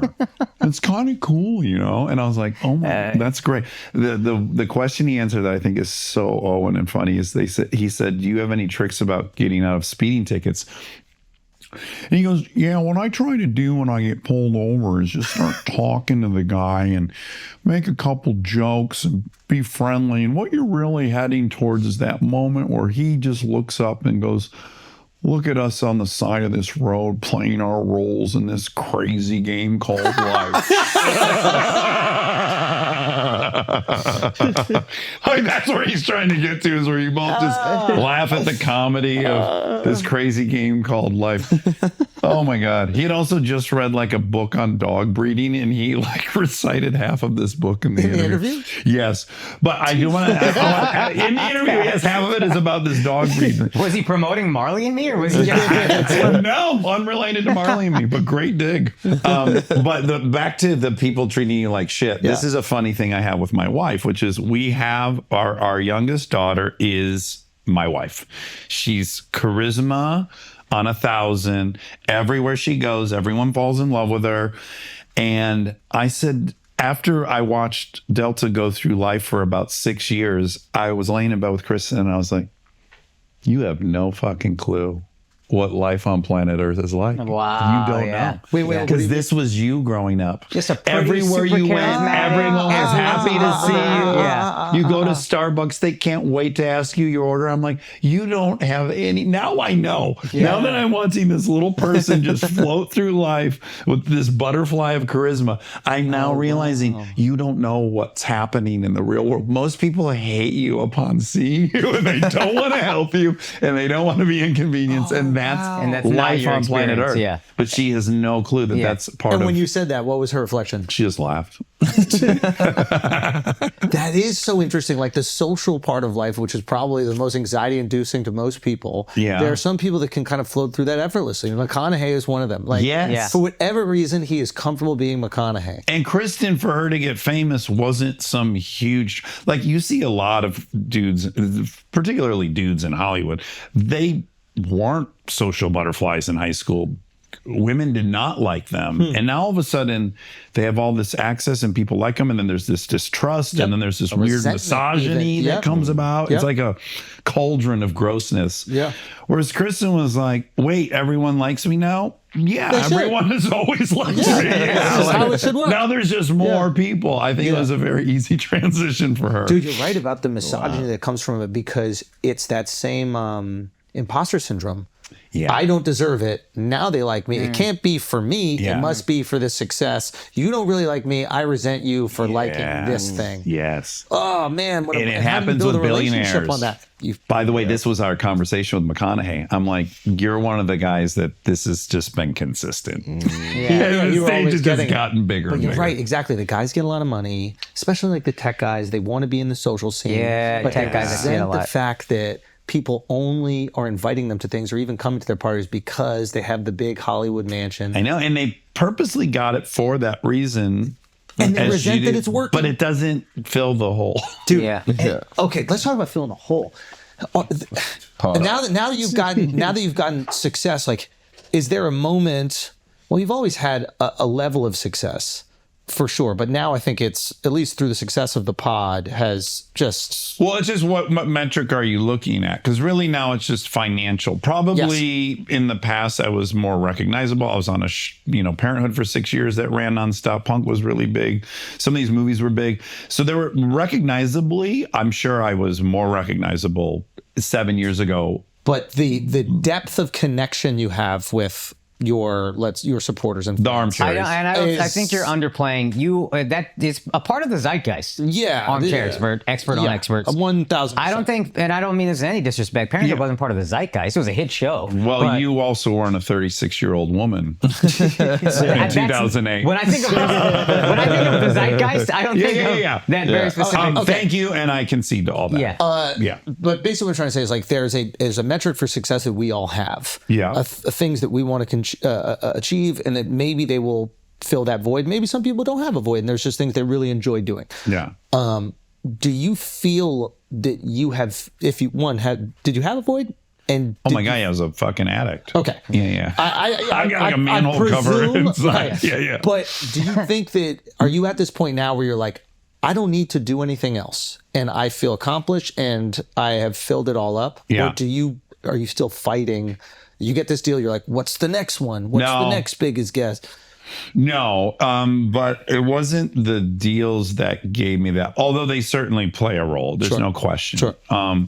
But kids are what do that for you. Like, what was so incredible about, like, look, I had other movies that had failed before Chips, but like Chips was the most heartbreaking because I had spent so much time on it. But I came home, I was on a car ride home, and I was like really depressed. And then I walked in the door and I was like, oh yeah, these kids don't know that you even made a movie. They don't give a fuck. And you're still dad. Being dad is the first identity I've put on that is real and substantive and permanent and cannot be taken from me, and is not at the whimsy of the box office or what was happening. Like, this is a real identity. I am these two girls' dads, and that is my number one job, and everything else can suck a dick. I like it all, but it doesn't fucking matter. These kids are everything. Yeah. So they really filled a good chunk of the hole. I have real purpose. I actually care about some people more than myself, which was new. It's an important. And then the other stuff became, and what's funny is, like, I'm a greedy pig. I was obsessed with money. I was hard to negotiate with. I wanted the most as an actor. I wanted the most as a director. I wanted to make money. And then I did not do the podcast to make money. I did not think you could make money in a podcast. I didn't know there was money in a podcast. Isn't it funny how life works? I didn't think it would be big. I thought I liked to talk to people, and I liked being a guest on people's podcasts. And I thought, well, why don't I do this for fun?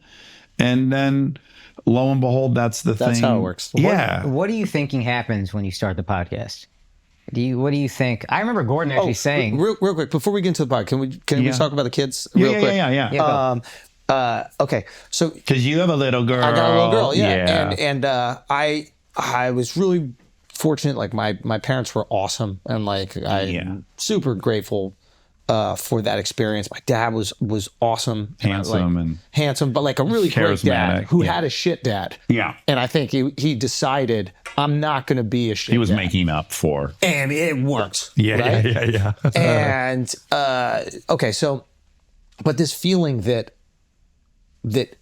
they are the deciding factor. They are the arbiter of your happiness in a lot of ways, right? Like, it's not this random, you post a video, and if people watch it or if people like this interview, which has been most of your life, you're submitting yourself to the whims of the arbiter public. of your worth, right? Yeah.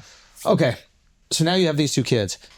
How much weight is on you for, are you concerned about their success? Do you just concerned about loving them as they start to become human beings? Are you trying to push them in certain directions you think will be beneficial? Like, right now, I'm just loving her, and that's the thing that I do, and it's the best in the world. But there's gonna be a time where, like, she's gonna ask me questions, and I have these conversations with myself right now where I'm like, okay, is this the best answer for this? Maybe I should talk to my friends and ask what. Like, I'm like, am I equipped You're right. to solve life's problems. Yeah, but isn't it so fun?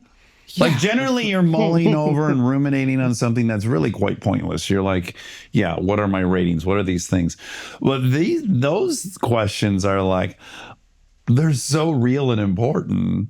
I love just thinking about them. And there's, I don't have the playbook. My kids have a swimming pool in their backyard. I don't know. I didn't have a swimming pool. I'm like, oh, is money going to fuck them up? Yeah. Will they be hungry? Do you worry about that? Like, Where I've landed on all of it is like, in a weird way, I obsess about money so much. So much of my life was about that. I had a fantasy of what having it would feel like, what it would do for me, what it would heal. Though that wasn't the case. Yeah. Maybe for other people it is. It wasn't the case for me. I got to find that out. I'm lucky enough to have found that out.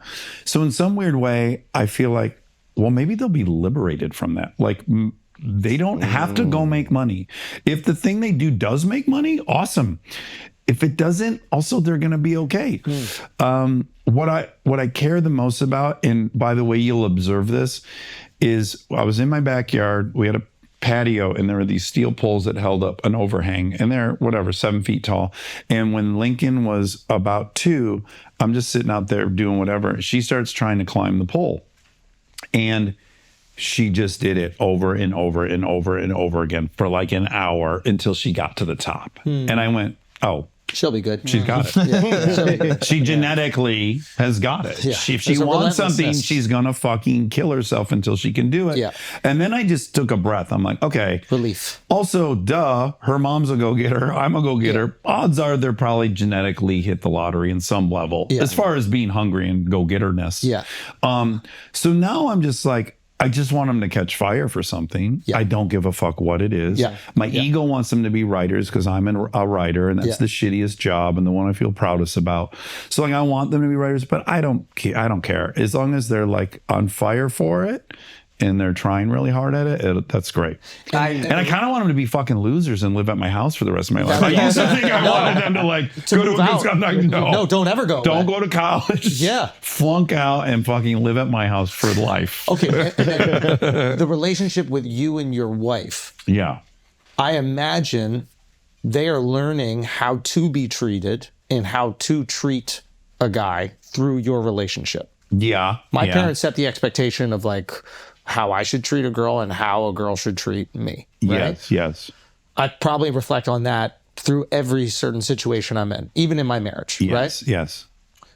Are you like cognizant of that, like in your treatment of one another in front of them? If you guys ever get into a fight, are you concerned that that will be like normalized? No, we do a thing. This will trigger a lot of people, I think, on the far right, which is like, if we do get in a fight, and we resolve it behind closed doors, which is what most couples do, all the kids saw was the fight part. So they get good at knowing how to escalate things. Yeah. They don't see the resolution part. So we were in a pretty good habit of like, when they saw a dust up and then we resolved it, we would then tell them, hey, I said to mom, look, when you said this, it was me being 8 years old. I thought you were going to do this. And then mom says, and we tell them how we resolved it. My wife sent me that clip. I think it's fucking awesome. Oh, I think thank that's you. fucking I think awesome. for some people, for some reason. There's pushback on this? There's pushback on a lot of stuff we do. But yes, that seemed to... I don't know. People think the kids don't need to see that or something. I don't know what it is. Maybe teaching kids how to resolve is massive. For my wife and I never grew up knowing how to resolve anything. No, of course not. It's just like magic happened. All of a sudden it blew over, but you missed out on the whole. Yeah, your parents just tell you it's okay, couples fight, and that's it. Yeah. But the thing you're saying about, I'm way more than I'm conscious of it with my wife. I'm conscious of it with them, which is, let's just assume the stereotype that girls marry their dad is semi-true. I certainly married my mom. There's no question about it. Yeah. That's a big responsibility. Yeah.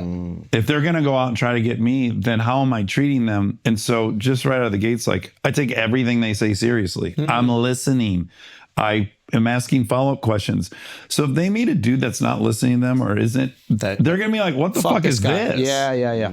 Like they'll expect that, whether they, I don't yell at them. I have fucking boundaries and I'm the disciplinarian, but I don't yell. I don't get physical with them. Like, just these little things that like, this is what they expect from a dude for life. Anyone falling short of that, they're gonna be like, what is this? Yeah. This isn't what I'm used to. Yeah. I even took it so far that I was like, okay, if I ride motorcycles and girls marry their dads, probably she'll date a dude that rides a motorcycle, and then there's no way I can have her on the back of some 16-year-old's motorcycle. And I'm like, the only way you inoculate someone from that is she's got to ride, because no one who rides is ever riding on the back of a motorcycle. So my girls have been riding motorcycles since they were 5 years old. Wow. That's fire. And I'm like, yeah, they ain't getting on back of some Because you're like, I'm not going to knuckleheads. stop riding motorcycles. Yes, you're probably gonna like, dude. Yeah, that's off the table. Yeah. I don't know if this helps. And I heard it from a guy who was a great father, but it was even before he had kids. Luther, my best friend from college.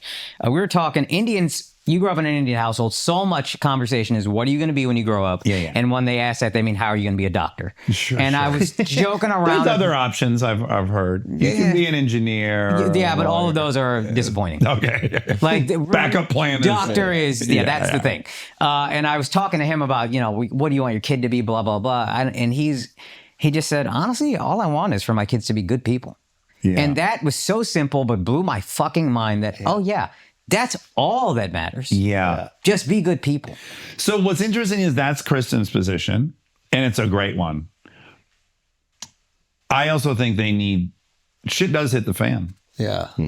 So like, and this, by the way, is what I love about raising kids together with her. She has a completely different point of view than I do. Yeah. We have completely different experiences. If one of our kids becomes an addict, she's not going to know what the fuck to do. That's kind of my domain.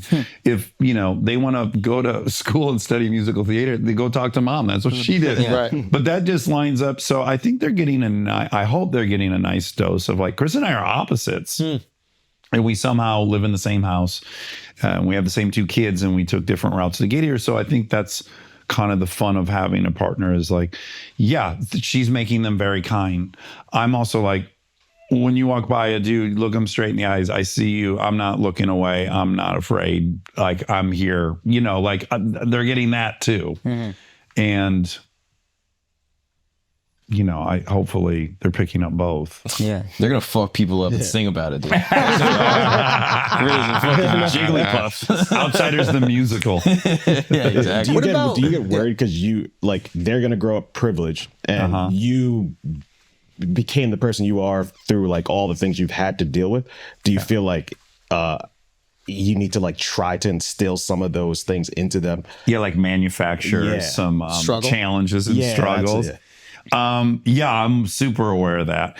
And yes, we could make the world pretty easy for them if we wanted to use all the resources. But like, no, they go to a public school. Really? Yeah. I'm like, no, you're going to have to go. I don't want you to only know how to talk to rich kids. You got to learn to talk to everybody. There's a lot of little things I do. Make them do that's kind of completely unnecessary. But I don't want them just to know how to talk to other kids with rich parents and get down with. I mean, I think the thing that I do like most about myself is like, I can get down with anybody. I can go with Bill Gates for a fucking week to India and chat with that dude and be good. And then I can sit at a fucking gas station in Detroit and talk to 6 dudes that are going to a club. Yeah. And I can do that. And then I can talk to the hillbillies at drag racing. Yeah. So I love that. I want to be able to talk and connect with everybody. And I want that for them. I would not want them to miss out on how many radical. So you have to put them in those situations in order to develop that skill set. Yeah, like I'm into cars, right? We'll go cruise Crenshaw on a Sunday when it's hot, and we'll post up in the Lincoln, and I pull the girls' bicycles out, and they're just riding their bikes on Crenshaw, and like, we're the only white folks there with the fucking cool car. Yeah. And I'm like, that's right. Start talking to people. Let's get this going. Wow. Did you read any books on the topic or anything that was like productive? No, my wife read a ton of books though and reported them back to me every night. How awesome is that? Thank God I'm not the only one. I feel so guilty about this. My wife learned learns everything. She sits there, she pours through Google searches and books, and then she's ChatGPT for me. I just prompt her. Yeah. And then boom. Oh, but thank God. Okay. There's a really good, I want to say it's Make an effort. Read some books also. I got the books. I got them. They're there. I put them on the Kindle as well. And then, I don't know. If I could battle. defend you, also, you just grew up with a great dad, so you just saw it every day. So you didn't really, you probably feel like. She keeps smiling when I play with her. Yeah, exactly. You know what I mean? Exactly. It seems to So be you working. just learned. Whatever we doing is working. Yeah, you had a shit dad, so I don't know why you didn't read a book. You know what I mean? That's kind of my mom was radical, and mostly, my parenting techniques are mostly just my mom.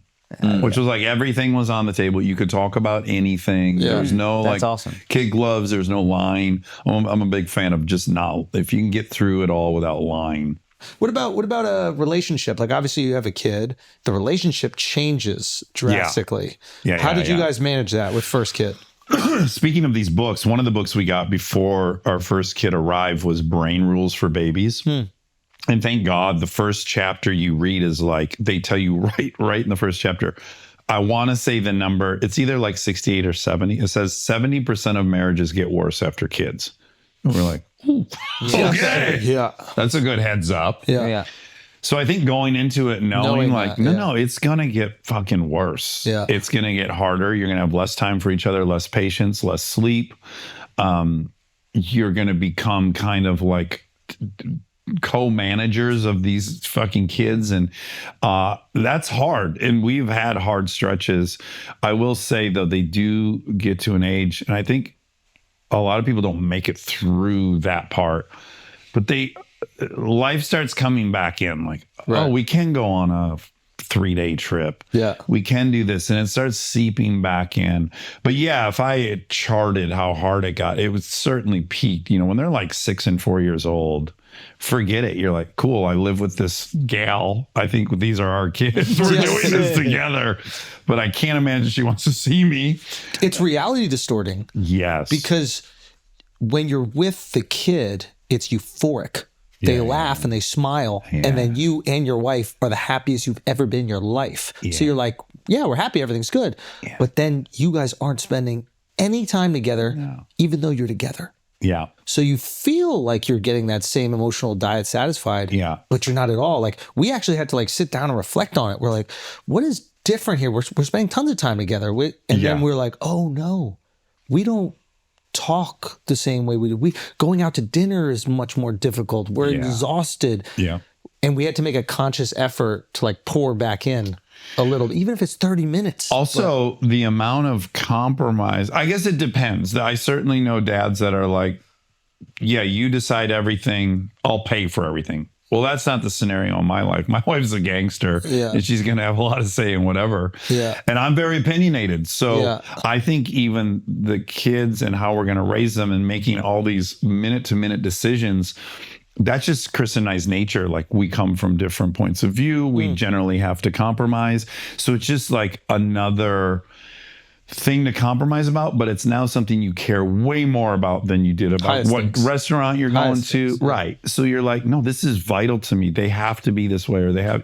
So yeah, it's a recipe for just a lot of stress, and it gets rough. Preparing for that is, I think, and like once you can view it through that lens, like doing anything exhausted is tough. Yeah, right. Like if somebody was like, hey, there's no kid, but you're going to be exhausted in your relationship for the next 8 months, you'd be like, okay, this is going to be a little harder. Yes, exactly. Or the next few years.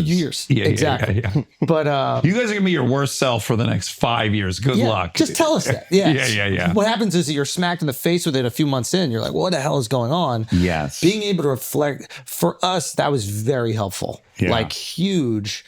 And at least you understand it. And then when you can kind of pour back in, even if it's like tiny little bits of time, there's this like reminder of just why we got to the point where we're like, hey, we really want to bring life into this world. Yeah. Like this is pretty awesome. Yeah.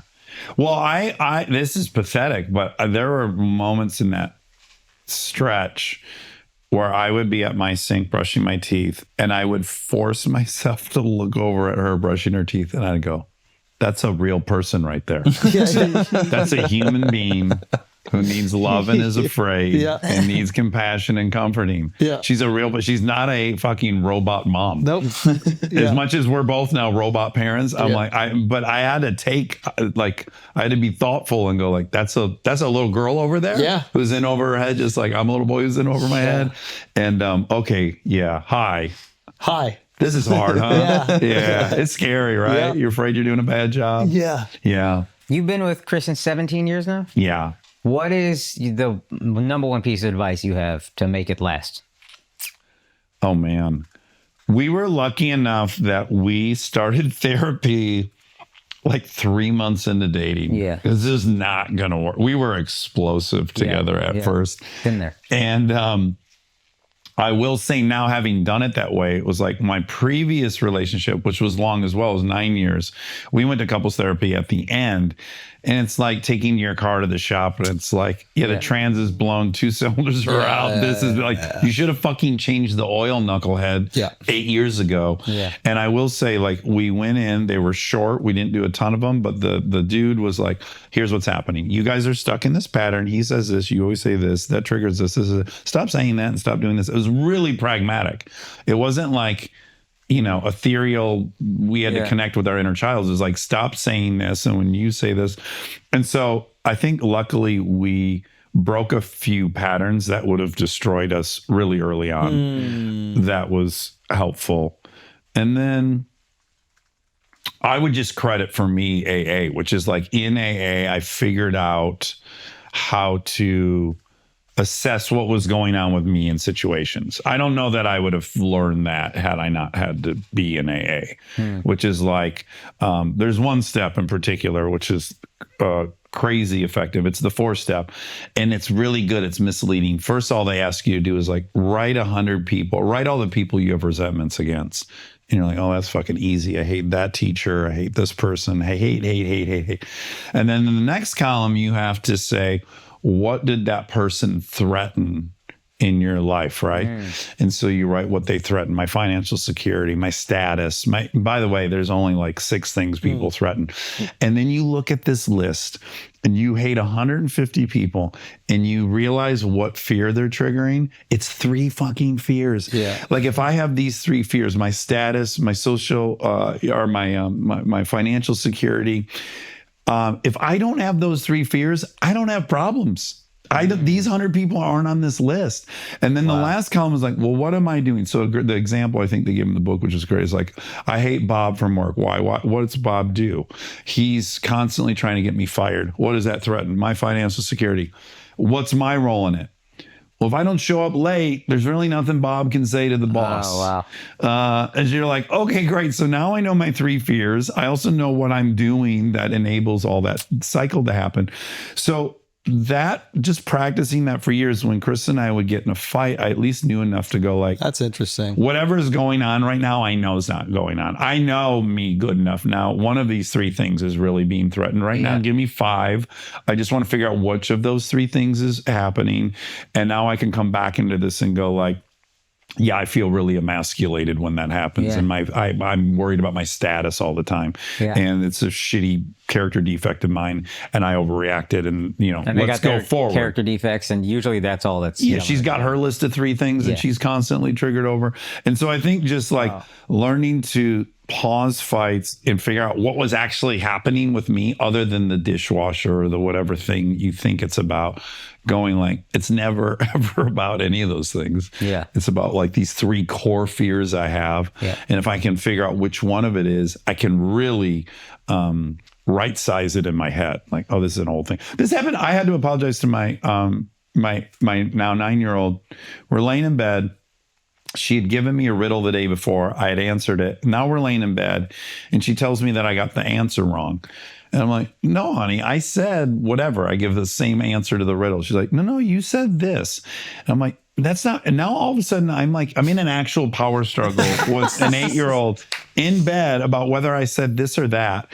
And then she got cranky and I got cranky, and I was just kind of a dick. I wouldn't let up about it. I'm like, yeah, you got this one wrong. I said that. I'm like, there's no way I would say that. I know math really well, whatever the thing was. That night I go to bed, I'm like, that was weird. That's not how you talk to Delta. And then the next morning, I came to her and I go, listen, I want to apologize about last night. I overreacted. You know, I was dyslexic in school. I got sent to the learning disabled room. I walk around with people thinking I'm stupid. And if there's any moment where I look stupid, I overreact so bad. And that was what happened last night. I don't know whether I got the riddle right or not. Who knows? But that's what was going on. I'm sorry that I was taking that out on you, and my apologies. And she goes, oh, Daddy, I'm so sorry you had to go to learning disabled room. I was like, this is fantastic. Back to like, you know, how do you handle these things? Like when you get one right, you're like, oh, that's right. That's what you do. You just go on your shit, and then they immediately meet you with compassion and understanding. And it's great. And the fight's almost worth having to hear her say, oh, Daddy, I'm so sorry you had to go to learning disabled But the room. radical accountability. Yeah. Like that work, I guess, from AA, it's like I'm going to figure out what I can control, what I'm doing wrong. Well, because I can't live with my own. You think I don't live with other people's mistakes. I live with mine. People have wronged me. Tons of people have wronged me over the last 50 years. I'm not in bed thinking about those. I'm in bed thinking about shit I did in 8th grade, shit I did in 12th grade, shit I did at 24. Like I have the laundry list in my head of things I fucked up. So it's like I can't live with the discomfort of like, if I've recognized I've done something wrong, I just got to go clean it up because I'm the one that's going to suffer from it. The other person, Delta wouldn't have thought about that thing the next day, but I'll think about it. Yeah. And so it's my own probably selfish, you know, preservation, but I can't live with a big pile of errors. The forgiveness is for self. A lot of people have said that about the value of forgiveness. It's allowing you to relinquish these feelings, not simply letting that other person get over it and or get away with. Another great saying from AA is, you know, resenting people is like drinking poison and hoping they die. Mm-hmm. Yeah, you're the one. You're the only one this thing's living inside of, and it's like, what a victory to give this person you're already mad at that you're fucking cancering yourself up. Yeah. So. Yeah. Hey, I hope you guys all join. Can I ask a question really quick? Yeah, sure. I'm a huge armchair, big fan. I find that hard to believe, but thank you. No, I'm a huge fan. Between Day 7, Lori Gottlieb, and like Anna Kendrick, I probably listen to one of those every month. Oh my God. I love those episodes. Thank you. Is there an episode that people tell you that was like the most impactful to them that you hear the most often? Yeah, Day 7, certainly one of those. Mm-hmm. That one's hard for me to receive that compliment, probably for obvious reasons. Yeah. But my mom, I interviewed my mom, and that's one that people constantly bring up. Yeah. Because she told her whole story completely shame-free and honestly, and it was awesome. Mm-hmm. And there were even moments, because my mom's super duper open, and we have great communication, but even something about putting the interviewer hat on, I found myself getting curious about things I had never asked her. Yeah. And then I got some kind of profound answers that blew me away. Like one was, which I had never thought to ask her. I'm like, how could someone like you, who's so brave and confident, have been with someone like Greg, who was beating you? That seems so disjointed from my idea of who you are. And she said, well, I had just gotten divorced from your dad. I met Greg. I got married too soon. My family was already completely disappointed in me that the first marriage failed. And I just thought, here I am again. Ooh. And the shame of admitting I failed a second time is worse than getting hit. Wow. And I was like, oh, whoa, fuck, dude. And shame, boy, talk about the thing that is the most powerful. Yeah. Like I'll get my ass kicked instead of feeling the shame of failure. Family and failure. Yeah, so that was radical. Yeah. I was like, oh, I get it. I didn't even know I was curious, but yeah, I was. I was like, how could you? You're not my stereotype of someone who ends up in that situation. That actually leads into something I wanted to ask earlier. You are fantastic on the podcast. I think oftentimes actors, the more we get to know them, the more we're like, Kind of Like, I'm kind of okay on. There's not really a lot going on. It's kind of a like you have a void internally. They have a void that we all see that is their personality. At what point? so true. And I remember I just re-listened to the episode with Gordon, and he said as soon as you started the podcast, this is what you need to be doing. At what point are you like, oh, this is my lane? Yeah. And I'm being validated for who I am. I want to know what you're going through as that whole thing is happening. Like you're starting the pod, you're realizing it's big. Oh, this is the moment. This is what I've made. Well, let me own one of my previous judgments of Joe Rogan, which was, I remember him announcing he was never going to act again or host anything. And he was just going to do his podcast. And I remember, because again, I'm insecure and I'm constantly thinking of what people think I'm failing or not failing. I remember thinking, you're just not getting the roles you want. Right? I had that judgment of him. And at some point in Armchair Expert, because there was a moment where I was a cast member of The Ranch, Bless This Mess, and hosting Top Gear America and doing the podcast, which was way too much and was bonkers. And I was really happiest doing the podcast. And I think my ego was like, again, because I had made that judgment of Rogan, like, oh, if I quit acting, people are going to think I just failed out of it. And at some point I realized, leaving The Ranch, nobody sees as failure. I'm going to let you know that right now. Okay, well, just be honest with you. Thank you. At some point I was like, no, I like this thing more. I don't really care whether it looks like I have been kicked out of show business or not. And then also, I totally believe Rogan 1,000%. Yeah. And not like I was ever saying it out loud that was the case, but like, yeah, I in my mind, I'm like, I owe that dude an amends. Like I was wrong. Of course he likes that more. It's so much better. But I did have one moment that was really kind of interesting, which is Adam Grant, this guy I've had on like 4 times. He's a Wharton psychologist, he's a professor there, and he writes all these New York Times pieces and stuff. He's like a popular intellectual. I was telling him, my whole story was, Chips failed. I really didn't know what I was going to do. I only wanted to write and direct, and that wasn't on the table anymore. So then I started this just out of boredom, and then my failure led to the greatest thing that happened to me. And he said, I wonder if it's as separate as you think it is. And I said, well, it's completely separate, acting and writing and directing in a podcast. And he said, well, what was your favorite part of making TV shows and movies? And I was like, Video Village. Video Village is where the director sits, and it's where the monitors are, and it's where you'll go and watch playback after a scene.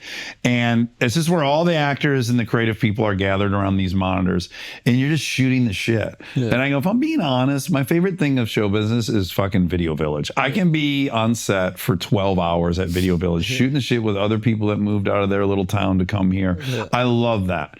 And he goes, I think you just moved Video Village to your backyard, because all the same people you wanted to talk to are now coming, and now you don't have to do any of the other stuff. You just isolated the thing you actually like the most, and now you're doing that part of it full time. And I was like, wow, maybe that is what happened. I wasn't calculating that or doing it intentionally, but it is kind of what happened. It's funny you say Video Village, because I also think part of your appeal, and again, I think we see you as Hollywood, like, I don't want to say elite as like a compliment, but like you're in that circle.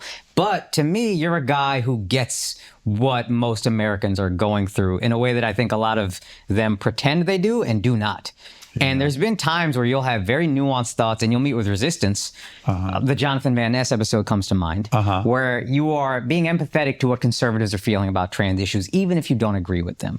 And I think that is your superpower to us as like regular people, I think. Yeah. How is that dealing with maybe, I think we have this idea that you need to have these certain beliefs to be in Hollywood or to be accepted in that circle. Yeah. Is that tough for you to navigate? Do you not care? Well, I care. I have my own opinions. And if you're at dinner with me, you'll hear my opinions, political or otherwise. But I have a much bigger mission with the podcast, which is I want young dudes to look at me and go like, oh, yeah, that guy rides wheelies on motorcycles. And he talks about being molested, and he talks about trauma, and he talks about addiction, and he's vulnerable. That's the main thrust.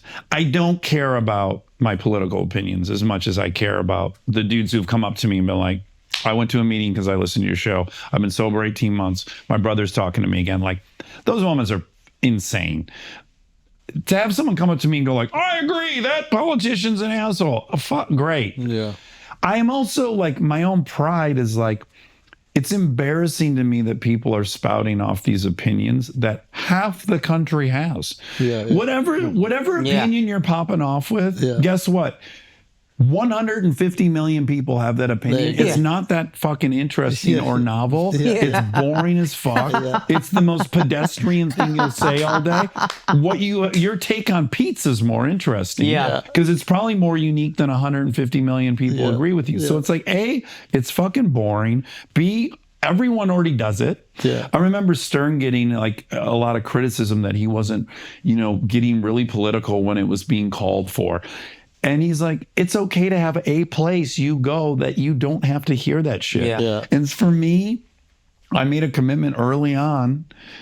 This isn't the place for that. And if you want that, guys, turn to any other fucking station, you'll hear it. Well, one thing you have is that there's a much smaller subsection, people who have empathy for the other side's opinions. That's not 150 million people. I agree. That's probably not 50 million. The only political opinion I'm happy talking about in public is I do not believe half the country's bad. I just don't believe that. Forget what side I'm on. I don't believe half the country's evil or bad or wants the ruin of this country. I think we have different opinions. I think everyone probably wants the best for this place, and we have different opinions on how to get there. And guess what? Both sides are fucking wrong all the time. Both sides are. I have to remind the people in my bubble, like, yo, we came up with communism. Got to remind you, the liberals wanted communism. This isn't a fucking, we're all really fallible. And I can't even be comfortable until I think I understand at least what your intention is. I need to understand why you feel that way or you're motivated that way. Because the scariest thing to me is being around somebody that I don't understand, that is unpredictable, that I can't predict how they're going to feel. That to me scares me. So I just really need to know, what is it that you're latched onto here that's emotional? And generally, if I take the time to do that, I force myself to make the argument that the other side would have. I go like, yeah, it's rational for them and from their point of view, and they're not bad. We have a different opinion. I just kind of, I reject that like half the country is this or that. How do you feel about the Jews? Love them. Love the Jews. Good answer. Guys, this has been Dax Shepard. Love them the most. Thank you This so is much. awesome. Thanks for having me.